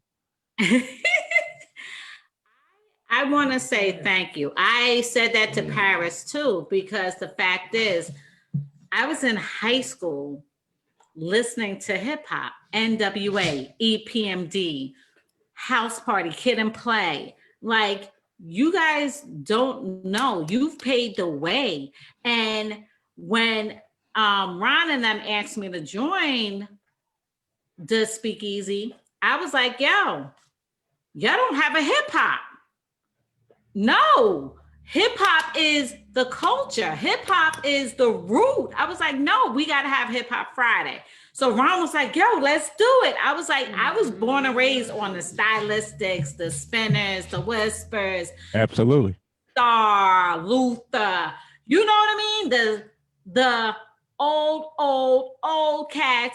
My mother used to play Beethoven. She made sure that we had our ear for everything. You're not just going to be limited to one thing. So I love Beethoven. When I was pregnant with my children, I made sure I played different music for them. I listened to White Snakes and all that too, like Guns N' Roses, certain ones. I don't do heavy metal, but there were certain songs. Gregory Hines, tap dancing. I love music. And music is an art and everything else. So it speaks life. So what better way to show this generation who, like Ron was talking about, Snoop said they would go back to Eminem. No, Eminem is not the beginning of hip hop. Hip hop is beginning with Fresh Groove, Biz Markie, Kool Moe Dee, Fat Boys. You know what I mean? Dougie Fresh. Dougie Fresh. With the beat box. And Rock. The Cold Crush Brothers. And DJ Rob Bass. And NWA. Ice Cube. I'm naming them because I loved their music. I had the cassette tape. Yes, I said it. Cassette tapes down in the basement. Cassette tapes. Salt and Pepper. Yeah. You know what I mean? This is hip hop. And what better way to get hip hop from the original is from Paris, EPMD, from you. Yeah, that's what I was gonna say. Thank you, because our platform is for a lot of new age people who are come upon music, and they need to hear this. They need to understand, because they ain't gonna get the truth. They replying on people like us. Well, I'll And say this. I will say this to the next generation. Um, I have a monologue thing I do at most, a lot of my parties at the end. I used to say, our music is dying. And the reason why I used to say that is throughout all the music from reggae, hip hop, R&B, our music is dying. And the reason why it hasn't died before, because each generation passed the torch to the next generation. And we let them, each generation say, all right, it's yours now. Okay. Reggae say, all right, the next generation is yours now. Hip hop is yours down the line. Somewhere down the line, we passed the torch and it got lost. And it wasn't, I love Dirty South. We gave it to them. It was their turn. It was their turn. At first, it took a while for us to understand what they was doing. Now we understand it. Now, boom, boom, we passed that torch to them. They created their own sound. You know what I'm saying? They created. Uh-huh. I'm sorry. I want you to continue, but I was going to ask about where hip hop has come. And it's so crazy you brought up the Dirty South and taking the torch from hip hop. And I was going to ask about the state that it's in now, and how much does the South have to do? Well, I honest with all of hip hop. Well, I have to say this. I'll have to say this. Sound is sound. And what I mean by that is Motown had their own sound. Didn't have a sound. They had a white mainstream sound in a lot of ways. They was doing things. They had to present their groups in a very classy way. And what was revolutionary about them was, instead of putting a white man playing bongos that you knew a black guy did the song, now you got to put somebody white on it just for white people to buy it. They put it, our people out in front, the Supremes. They put Jackson 5 on those covers. They put Jackson, the real artists. They put that on the real album. So what I'm saying to you is, when they broke down that door, the torch was passed to everybody else to put their own people on, put the real artists on the record. So that died out. Wow. You understand? So when hip hop came, we was like the same thing. If you look at records back in the day, it wasn't no groups on no covers. You just had the record. You had Enjoy Records, Sugar Hill Records, and that's all you saw. You didn't know the group. When Curtis Blow is on the cover, you breaking down barriers. When Rakim is showing that money, him and Eric B showing that money, you breaking down barriers.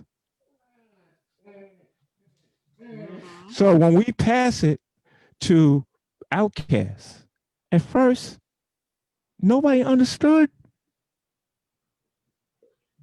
But we understand now. But how can you understand something if once Dirty South passed the torch to the next crew in New York, we were in a trying to figure out what we want to do. But the mistake was, you can't sound like down south if you're not from down south. Real talk.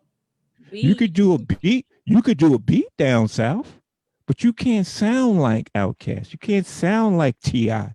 You can't sound, because they are from the South. You can't sound like a LA. You can't make beats like Dr. Dre. You can mimic, but you got to understand Funkadelic before you can even think about it. Come on.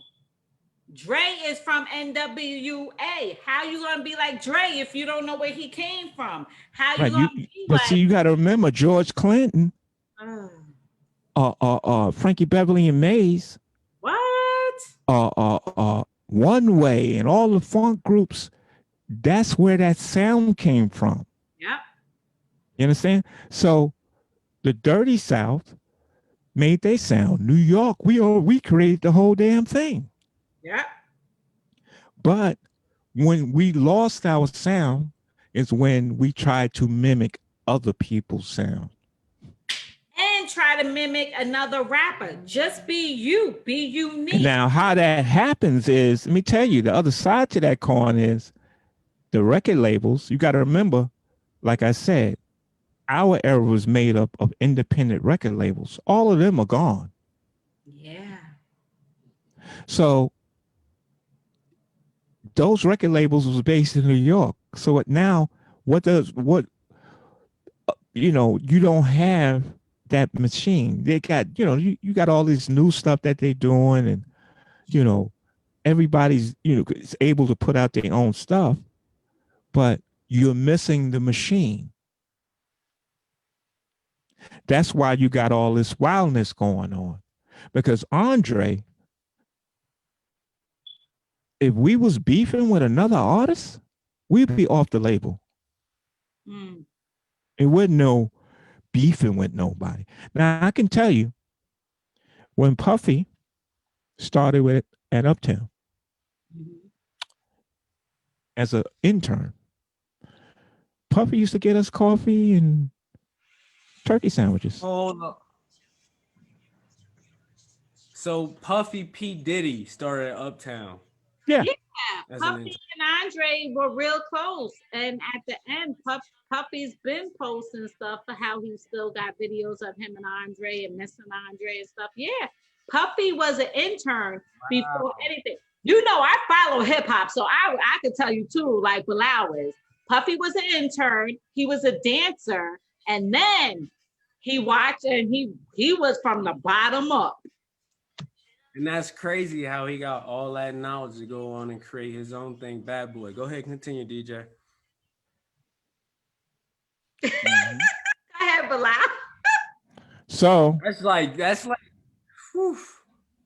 So you gotta remember, when my group came out, Groupie Chill, we was doing our album, and this young kid called Puffy comes in the office, comes to Uptown as an intern. And nobody knew who Puffy was. All we know is he's an intern, get us our coffee, and we the group. If you an intern at a radio station or anywhere, guess what? You got to get what the groups want or everybody want. So that's where he started. That's how he started at humble beginnings. You understand what I'm saying? So, but being under Andre Harrell helped his vision. He already had the tenacity. He already had what he wanted to do. The reason why he came in the door is to start his own thing, become a mogul. And Andre gave him the platform to do that. Yeah. He exploded in 6 months. By the time we finished our album, he was over our album. Hunger, drive. So we don't have those kind of, got to remember too, we don't have those kind of new blood coming in. We got just artists coming out, putting out stuff from their bedroom, or from their kitchen. It's unheard of in my era. You can never make anything unless you was in a controlled studio area that the record label told you to go to. So what is missing? You don't have an A&R. You don't have a publicist. You don't have a stylist. You have you.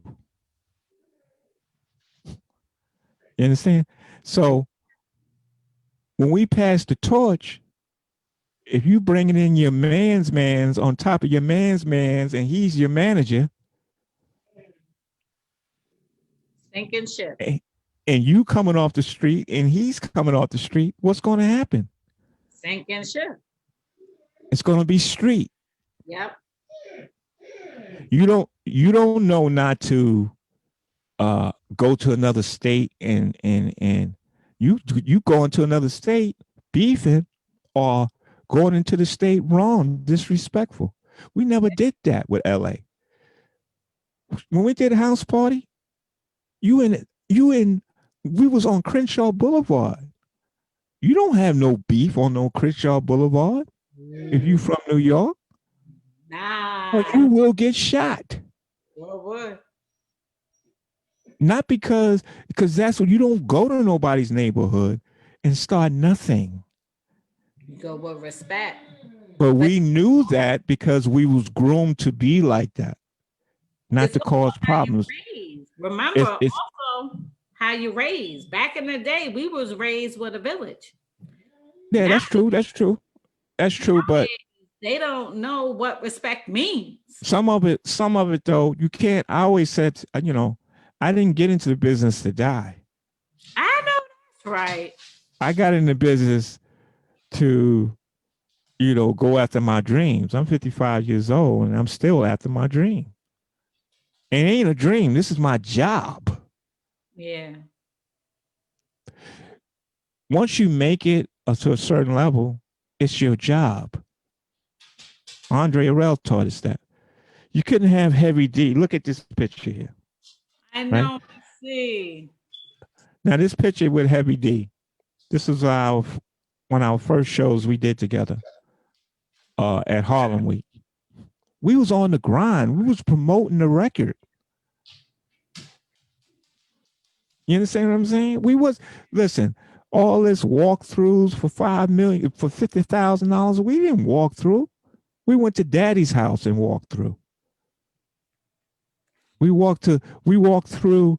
We had to walk through Def Jam's on Christmas party. It wasn't about what it's about now. So it's a lot of things that Change. that's off that's off off kilter. Yeah. So it'll take another mogul like an Andre Arell or a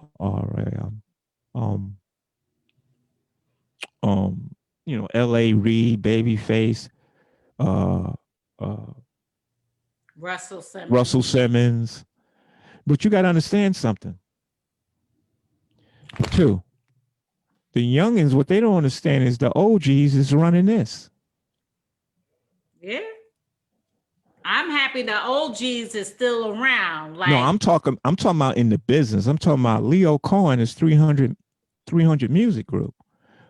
Which I'm talking Steve Stout is United what is that his company is? United Artists now with the publishing. Andre Arell was Revo. You know, uh Puffy is into his thing. Jay-Z is into his thing. yeah. L.A. Reid is president, vice president, or something, somewhere. One of the big five. So what I'm saying is, when you do a 360 deal, that's just an old deal. That's just an old idea what they used to do at Enjoy Records, but with just more money. That's all. Well, That's all what it is. we want to thank you for coming on, but tell them how to get in contact with you, and then you're gonna play some. You're gonna do a little DJ to DJ us Oh, out. I'm not even ready to. I'm not ready to set up like that. Okay. Then just but, tell them how to get in contact with you. 1 second. Where is that? Well, I'm gonna put it up on the screen. I got one final question too. Go ahead, my brother. Just as someone like yourself, we are of course blessed and honored to have you on. You shape like hip hop and of course R&B have shaped our entire Black culture and how we live and strive today. And you of course had a part in that, and where we are at today, we have come so far and we got so much more to go. But DJ Belal, who are your current modern artists maybe your top 5, if you could, that you listen to and respect today in this era and industry. And I think of my number one, I know he got to be in your top 5, Nipsey Hussle, R.I.P. But Lil You Baby said out of dominates the game today. But who do you look at and respect and listen to as artists? today. Yeah. He said today. All right. Well, I'll Griselda say this. stand I'll up. say this. I'll say this. I'll say this. You know, like I said, I understand why artists blow because, like I said, being with Uptown Records, I watch artists blow, Right. and we was put out a certain way to to blow. So when I look at a Drake and his versatility, uh, a lot of people is putting him in the top echelon of artists, but I respect him because he's so versatile. And I remember when he was coming up, so too on MySpace, he used to be on MySpace doing his stuff, and he's so versatile. He was one of the first artists to bring in Afro beats. Before anybody knew what it was here, it was popping in Africa, but nobody knew what it was. And Drake and Rihanna changed the sound, started getting people to pay attention to Afro beats, and now everybody is singing African songs in African. So anytime he comes out, he makes an impact. Now I love, God bless him, I love Pop Smoke. I felt that Pop Smoke was getting ready to blow. And let me tell you why he was getting ready to blow. And this is what I mean by the OGs. It's a man, his name is Bob Celestion. He used to be the head lawyer at Uptown Records. That was his lawyer. That was Pop Smoke's lawyer. He's also was XXXTentacion's lawyer. And the man was getting ready to blow. His sound, he had a sound that when I played that record at a party, any of his records, I don't care what I played, the people went crazy. That's when you know somebody's getting ready to blow. You know what I'm saying? And it's just a shame. It's just I'm a DJ, so I know what blow. When it comes to records, I'm not going to play nobody's stuff if it don't go ooh or ah.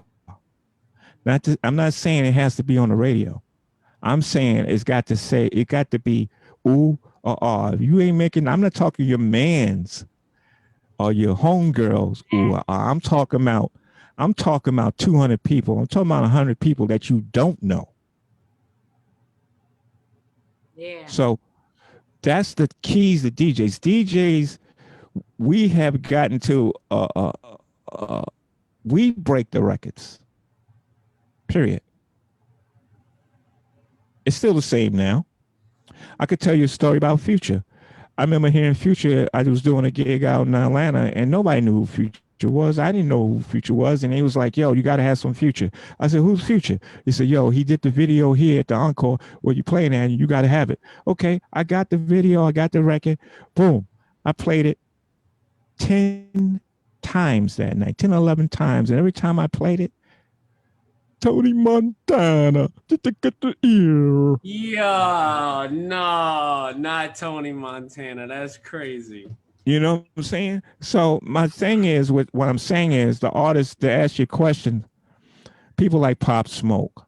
I really loved him. Nipsey was another. Yeah.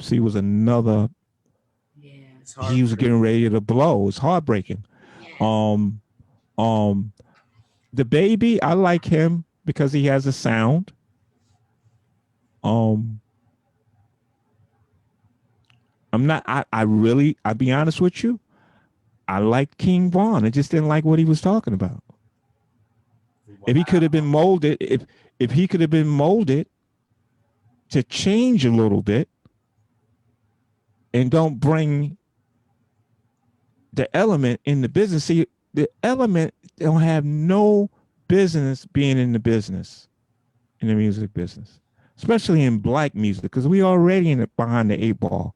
They already think we apes and monkeys and everything else. They just pushing us out. So when you bring the element, you're replaceable. That's what makes you a one-hit wonder. That what makes you blackball yourself. So, you know, to the kids, you don't want to be in that situation. You want to do something different. You want to, I'm not saying you know, you can't curse on a record or you can't, but it's your content. It's the content. You got to be very careful because when you got a 5-year-old, I've been, you know, I do parties and people bring their little kids or whatever, whatever. And these kids know these records at 5, 6, 7, and 8 and know it, the dirty versions. There's no way we could do that in my day. Because grown folks' music was grown folks' music. So if you want to talk about your life, that can't be on the radio. It's the radio's fault. It's talk shows' fault. Everybody got enough blame around here. You know what I'm saying? Like this is one of the talk shows that I appreciate being on because you're asking me real questions. Oh, we appreciate and I'm gonna be honest with you. You know, radio has a big. You can't have somebody disrespecting hip hop coming there talking about, well, these old G's, old niggas, and these old. If I was doing an interview, I had security. I would cut his mic off and say, "Pleasure meeting you." Yes. Because I'm Hot 97. Look at you here. Don't. I can tell you, Belal. Ron gets mad at me a lot. He'll send me some music. I'll be like, "That's garbage. That ain't coming on to Speakeasy." We are, and he can tell you. He's like, "But Sunshine." I was like, "No, my ears are bleeding from it. Not in a good way, a bad way." But y'all remember the record? Put It in Your Mouth. Remember that record? Yeah, put it. That record, right? That record was never on the radio. Huh? That record was never on the radio. That record was never on the radio. And that record, the kids didn't know that record. Your mom, you know, the mothers and pops and aunties and uncles and cousins. Right. But what I'm saying though is now it got to a point where it's anything you could say, anything goes, but you still have a responsibility to your people. Yes. Yes. On the radios now, they're playing not even cutting out the curse words, not covering it up. Hello. During the day, there's kids listening to it. They have accountability is very needed. And right. Yeah. It's just like we got the situation at the Capitol. If you tell 3,000 people to go up there and storm the Capitol, walk down there and do this, you're going to have some people that are going to break down that door. Right. That's the same way with music. Music, you know, black music has created everybody's music. Everybody. So when you ask me a question like that, Brother Ron, I know that if you go to Paris, London, England, the baby is not even a thought. They want to hear real hip hop. If you go to Germany, they want to hear real hip hop. You better not play no baby or whoever. You better not play it there. It's not for them. They don't want to hear it. Now, my thing is, why don't we want to hear another version, the real version of hip hop? That's the question. Why do we don't want to hear? And I, like you said earlier, I love that. You know, a lot of the OGs, at first we were saying, you know, they're kids, we were kids, let them put out their music and let them this and that. And then we started changing our philosophy. Because I've heard, you know, Rakim say, yo, you know, boom, boom, boom. I've heard, you know, Busta Rhymes say these things, you know, like, and they were right at the time. But when you see people dying, Yeah, that's where you got. And when you see people disrespecting the craft, you got to come out and bust their ass, and that's what Buster did. Yep. Yep. Because you got to understand something. Rakim can come off his couch. Buster can come off his couch. 50 Cent can come off his couch anytime. You can name them all. Brand Nubian can come out. Kane, Kane. You know, all the greats can just come off their couch and make you go, ooh. Nas. Yes. You understand? So now they starting to come off their couch because they see what's going on. People are not living long enough for Brother Ron to even ask that question. Yeah. Because you're talking about people that have passed on. Yeah. From violence. So you don't get into business to die. You get into business to feed your family. Yeah. And better yourself. You don't get into business for all that other stuff. You also get in the business to tell the stories, to, make you feel something. Like music speaks. What you're going through, what's surrounding the society right now, what we're facing. But most of all, unity, not division. And now it's just like so much division is disgusting. Well, there's times we live in, but when you tell these stories, like Mary was a groundbreaking artist because she put all her emotion that she was going through into my life. Yes. So every woman, every Black woman, a woman in general could relate to her. I can't relate to a gangbanger. Nope. Not because I don't like the music, because I'm not in that life. But when Strong Island came out with De La Soul, yes, they brought in the native tongue. They brought in a whole brand a new style and Tribe Called Quest and Jay Dilla and Prince Paul and you know what I'm saying? It's a place for everything. But you got to remember that you do not want to die over this. Nope. Because you have no legacy. I'm blessed to be, my legacy is through I wouldn't be me without my wine dance family. I wouldn't be me without my father. I wouldn't be me without my parents. You understand? So all of that, being around geniuses. So I take that to every party. That's basically what I do. And I'm always going to get work because I take what I do serious.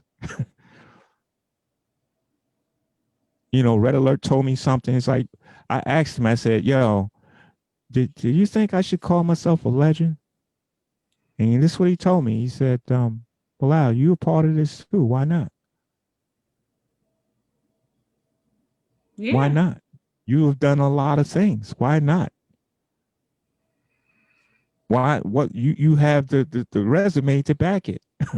So it took me a while to get into that, but I don't call myself a legend because I'm just trying to brag. No, if the Bronx have legendary artists and legendary DJs, why can't Long Island have legendary DJs?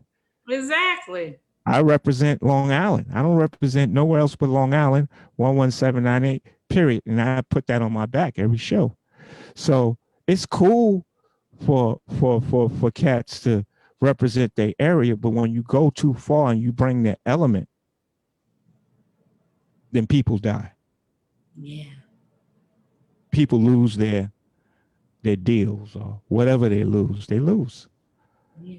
And that's what the kids got to understand. You shouldn't have to be able to move. Now these days, you have to move in a way where you don't get killed. Basically.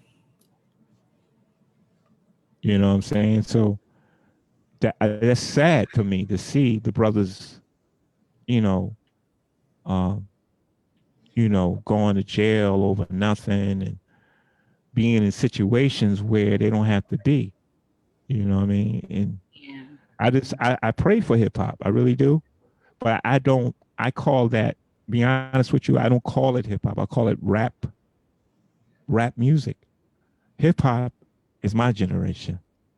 Yep, mine too. So, hip hop, now hip hop is boom bap. So, like I said, boom bap, you go to Germany, that's what they want to hear.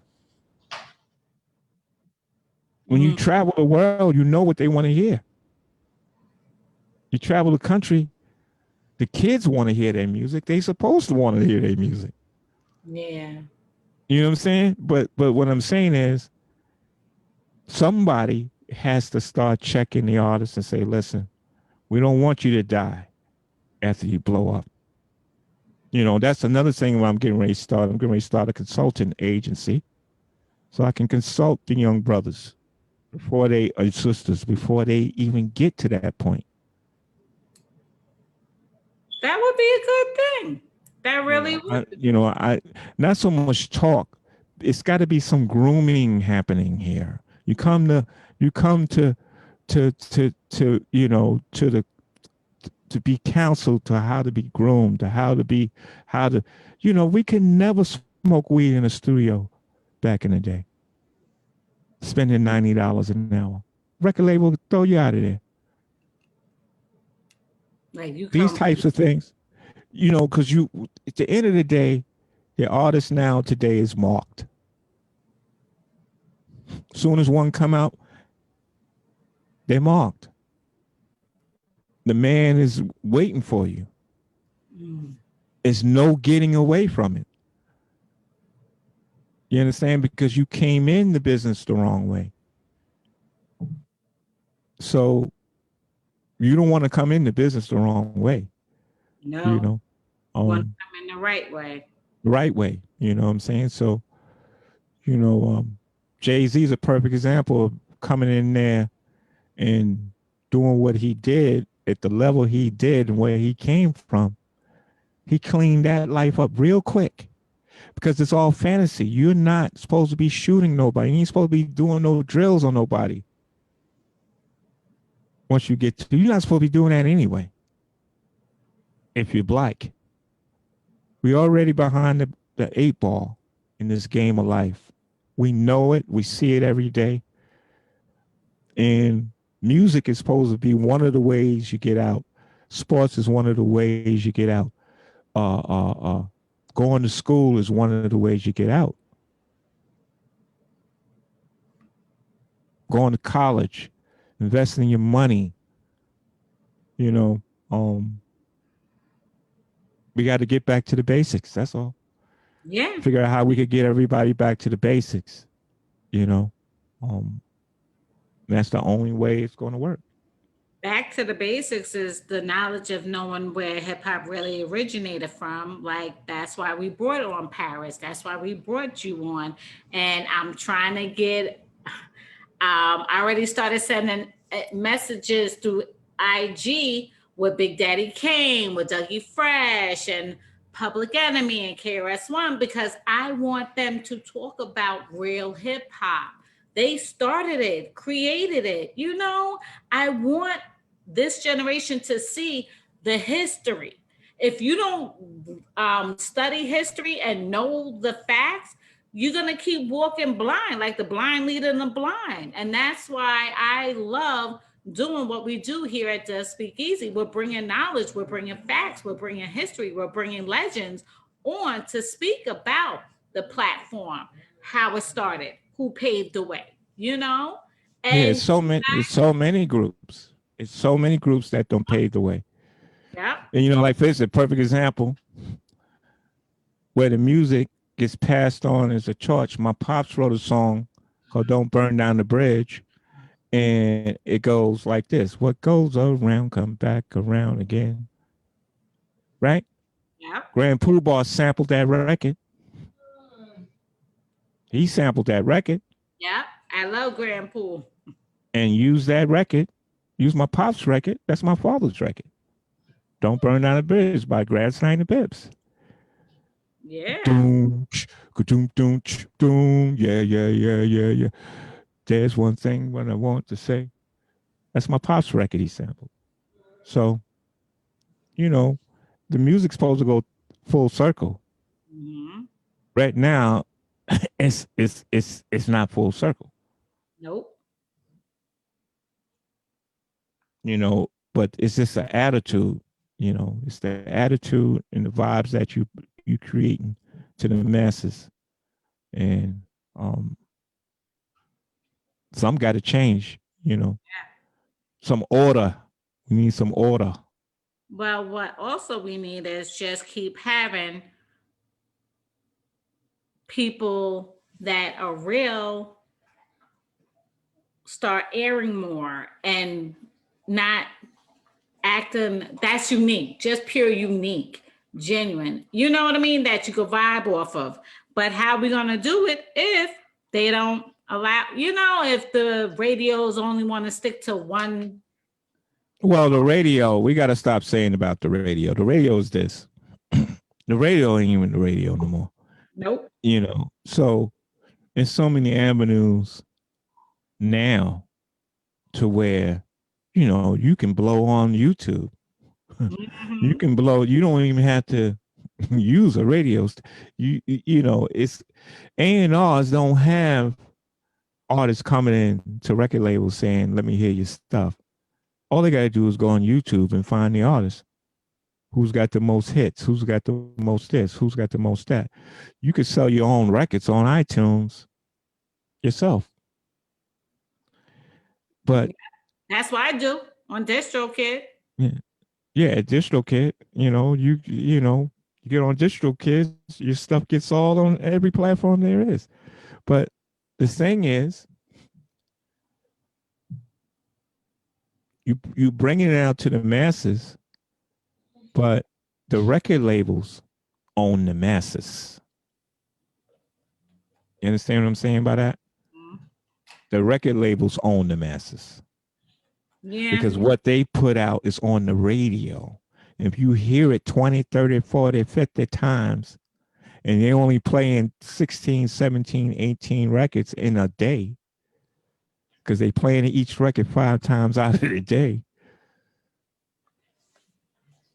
Who runs the masses? So you have to dig in the crates to find the music, Brother Ron. You gotta dig in the crates. Like we used to dig in the crates. You have to dig in the internet to find great artists. Yep. And that's what we trying to do here at Does Speak Easy. We're trying to bring the underdogs, the ones that they don't hear on the radio and things of that nature, and let everybody hear it. Because the simple fact is, you got to have somebody that's willing to do that. And we are. Well, you know, salute to y'all for doing that. And, you know, but, you know, I don't know what else to say other than I just want my people to live. Yes. And how they're living is through the music. And so that's what you do, the DJ Belal. You funny. So I see that you put up your email address. Is there another way that they can find you? I know you're on IG. I'm on IG, DJ Belal. I'm on Twitch, DJ Belal 1. I'm always doing shows on there every day, basically. What else? Facebook, DJ Belal, also Belal Miller. I don't like giving my number out unless you email me. Well, I know. Trust me, we don't give it out either, you know. All right. Well, is there anything Where's else? your boy Ron? He went to sleep? I don't know. But but I just want to let you know I appreciate you. I love House Party. I appreciate your business, what you're doing. We'll definitely keep in touch. I thank my cousin Dre for connecting me with you. Big shot. Do you know Dre used to dance with our group? No, I didn't know he used to dance with y'all. Him and Aunt Dennis were dancers. I know that. Yeah. Little Dre. Absolutely. Yeah. So when you said you can't come into wine dance if you don't have family, trust me. I was like, my cousin lives right over there. Yeah, I know. But I do appreciate you and I thank you from The Speak Easy.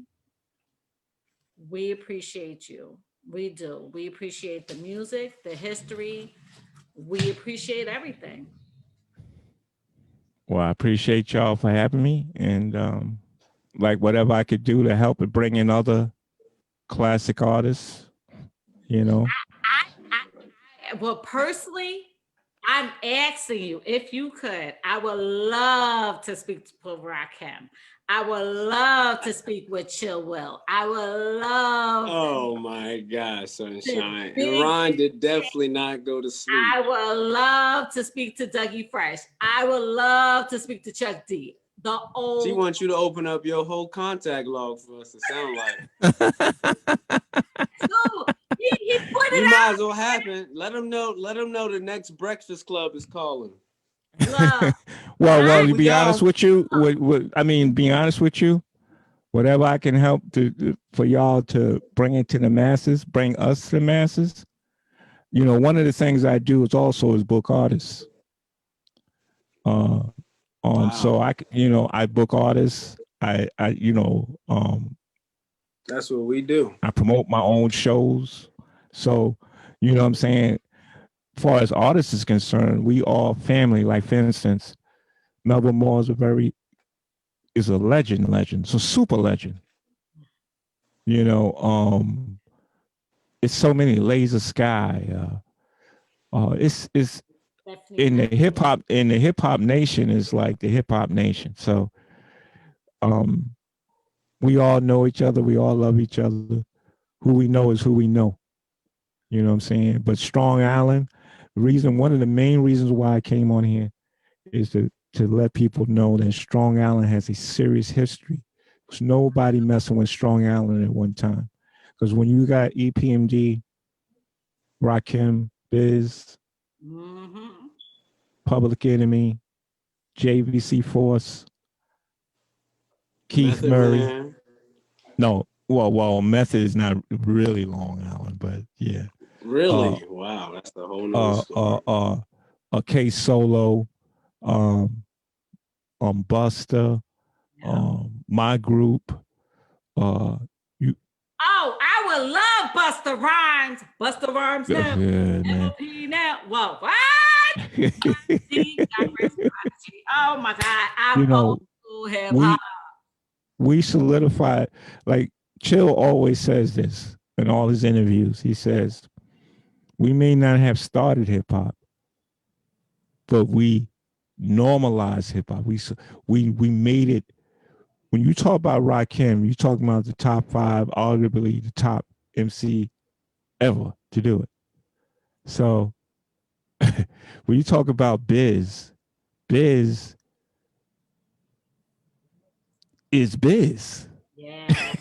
You talk about EPMD, you talk about EPMD. When you talk about, it's De La Soul is De La Soul. You know what I'm saying? You know who I would love to get on here? Maceo from De La Soul. Wow. I would love to get Maceo. I would love to get, if I had to get somebody on here from Long Island, it would be Maceo, Chuck D, the cats that from Long Island, and we keep moving. Keep going up. You know what I'm saying? Chuck D. Oh, okay. But there's so many groups. It's like, Keith Murray, K Solo. It's just a lot, Cool V, Business DJ. These are the guys that could tell the stories of the record labels because they are the record label. They were, you know what I'm saying? It's like when we talk, we're not talking out of I know what you're trying to, you know what I'm saying? We're not just talking, we was there. Yeah. So, Well, Well, you and I will talk on the side because I have your number, your personal cell phone number. All right. But We'll yes, do. if you could link us, I deeply appreciate Yeah, it. because I love what y'all doing, and I think the world needs to Yes. hear certain things. And it's so we all all the classic artists from all over the boroughs. We love talking about the history. You know what I mean? And Grand Wizard Theodore would love to come on here and talk about the history Yeah. of the Bronx. Who knows the Bronx better than him? Yeah. Other than Kool Herc, or all those guys. You know what I mean? So many artists you can have when you talk about classics, because we still alive to tell it. Yes. And that's the most crucial time to get you while you're alive because you can only tell your story. Nobody else, they can only say, oh, I heard this and I heard that. But hearing it from your mouth, the legend itself is even more powerful because now you are dropping history. So this can continue on forward. So when you are 6 feet under, it's still going forth because we heard it from you, from your mouth. Right, You know what I right, mean? right. Oh, yes. Yeah. So, whatever I could do, you know, and get the word out, like, especially with the uptown groups like Jeff Red and certain people that I deal with, I'll definitely, spread the word, and, and because I love doing it myself. It was a pleasure for me to do it. Yes, I enjoyed it. I enjoyed the Mon- stories, the nuggets, and the history, the foundation, because your parents built the foundation for you. And your father is still here getting them royalty checks. And for you to say you're sitting in with legends at age 8, age 6, age 5, oh, what better way? And some of the legends have passed on, like oh yeah, Aretha Franklin, yeah, Andre, you know? yeah. It's we losing artists like Jazzy Jeff said, bubble rap Shaka Khan, because bubble rap Stevie, because we lose Yes, so many. When we talk about artists, we be like, dang, she or he passed on, and this one passed. It's like it's you lose history. Only the people that can tell it is the people around them. exactly. And So that's why I'm trying to get as much nuggets out on as possible because everybody's going left and right. You're seeing RIP, like Houdini, Houdini, one love. and it's funny That's how I got really. I'll tell a quick story. How I got really close with a lot of cats like Brother X is being on the road with them all the time. mm, You know what I mean? We a family. So yeah, when I got that call, it's like somebody hit me in the head with a brick. You know what I'm saying? Because I know what kind of effect that's gonna play on on D. You know yeah, what I'm saying? So I already know already from personal experiences being with how close Ja and X was. yeah. You know what I'm saying? When you with somebody that long and you still performing, we don't perform. We perform because we love to do it, and we gotta get our checks. We gotta pay our bills just like everybody else. So this is our life. This is our livelihood. So um I just wish, Ja, I'm praying for him every day, because I couldn't imagine losing Chill or Groove from a personal standpoint. You understand? So Yeah. I can't even imagine it. But yeah, pray for hip hop. It's like you Trust me, said, people I pray do. for pray for black music. It's Well, I know because I, uh, I listen more to the old school hip hop than what's on the radio. I listen to what's on the radio now just to make sure I'm in tune with my sons because they're teenagers and my oldest is 24. So I definitely want to stay in tune to what they're listening to. And I teach them real hip hop. Like my son was singing R. Kelly, him and his friend did a skit of R. Kelly and Usher. So it's like, I'm like, did I introduce you to R. Kelly and Usher? But I'm happy he's going back. I'm happy that I hear him listening to Jazzy Jeff and the Fresh Prince of Will Smith. Will Smith is his idol. My son wants to be a singer slash actor. Will Smith. But I said, look at Sidney Poitier. He opened the gates for us. He opened the gates for Will Smith. Look at Denzel. So I try to teach him the foundations of all things. So the simple fact is, no, these rappers, that's not rap. Let me show you hip hop. And now me and him, he was like, but you got to listen to my stuff too, Mom. I was like, I'll take a listen, but then I make him listen too. He likes Pac. Yeah, Pac kept it real. Pac was 100. Pac didn't back down. I love that type. Here he goes. He loves Pac. So yeah, we have to balance. We have to keep balance. And the balance right now is out of whack. Right. But, you know, I always say music goes full circle. So hopefully it will go full circle. And I'm starting to hear it because you, after a while, you keep sounding like the next person, the next producer sound like the next producer, you're going to run out of stuff. So you're going to have to go back and pull out the stuff that we pulled out. That's what you're hearing. Something like living our best life. You're hearing that because, and everybody at the time, the youngins thought that was something. They didn't know that was curious. They didn't know that. They didn't know that was made. They just sampled the record. They didn't understand that. They thought that was the original record. You know. Wow. But you can pull out right now to this day. I'll give y'all a jewel. Whoever's out, who's still listening, who's young. There's millions of songs y'all can do. Millions that would sound brand new right now. All you got to do is listen to what we did and resample them and do them over again and put your style on it, and that's that. You can take Mr. Magic. 50 Cent just came out with a joint and it's fire. And that's something that we rock as DJs, what he used. All that is rising to the top.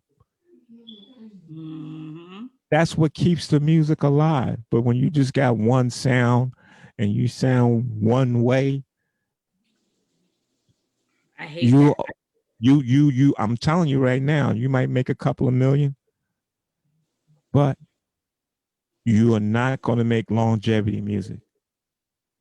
Because these kids, I'm a DJ, I can tell you, Panda, Designer, can't make a record now. You can't make a record. Wow. It's a whole lot of artists like that.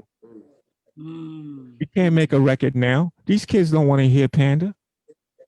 I can play that record tomorrow at a club or a party, whatever, and everybody turn around and be like, what are you playing? That's old. But imagine if somebody said that to Rakim's Eric B for President. We still play that record. That record still moves the crowd.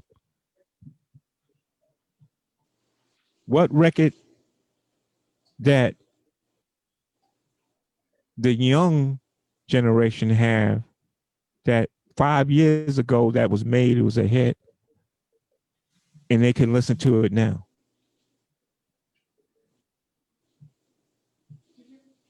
I'll wait. It's not that many. I'm waiting for Brother Ron to tell me. I can tell. He had a problem with his. I think he's having a problem with his computer. Yeah. Yeah, they're There you go. He Am I back. back? Yeah, you back. I was gonna say a lot of classics like what Drake puts out. That's why I love Drake. He's That's the only one. person I He's can think of. exactly, Easy. exactly, easy. And he's not no young artist. He's an artist. But you can't play no, oh, this is why I'm hot. This is why I'm hot. You can't do that now. No. People are going to be like, what the hell is he playing? Because that's throwaway music. That's what it is. So we didn't make throwaway music. We wasn't trying to make throwaway music. Heavy D and the boys wasn't trying to make, we wasn't making no, Andre wasn't putting out no throwaway music. Russell Simmons wasn't putting out no throwaway, music. Fly Tie wasn't trying to put out no throwaway music. They was trying to make, listen, Shaka Khan and Shaka Khan. Yep. I could play her music at any classic party. Any classic party, rush into the dance floor. For real? Of course. Hits. So that's what, if I had to sit somebody down, that is what the youngsters need to start doing, making classic music. I agree. Well, Belal, we do thank you. We thank you. We thank you. We appreciate you, King. Have a blessed, wonderful night. I'll be in touch with you. And this is your girl Sunshine that does speak easy with my boy Ron Lowe. Everybody have a blessed night. Thank you for tuning in. And again, Belal, we appreciate you. Hello. Salute to the Speakeasy. Have a blessed night. Thank you for supporting and blessing us. Blessings. Good night. Good night. All right.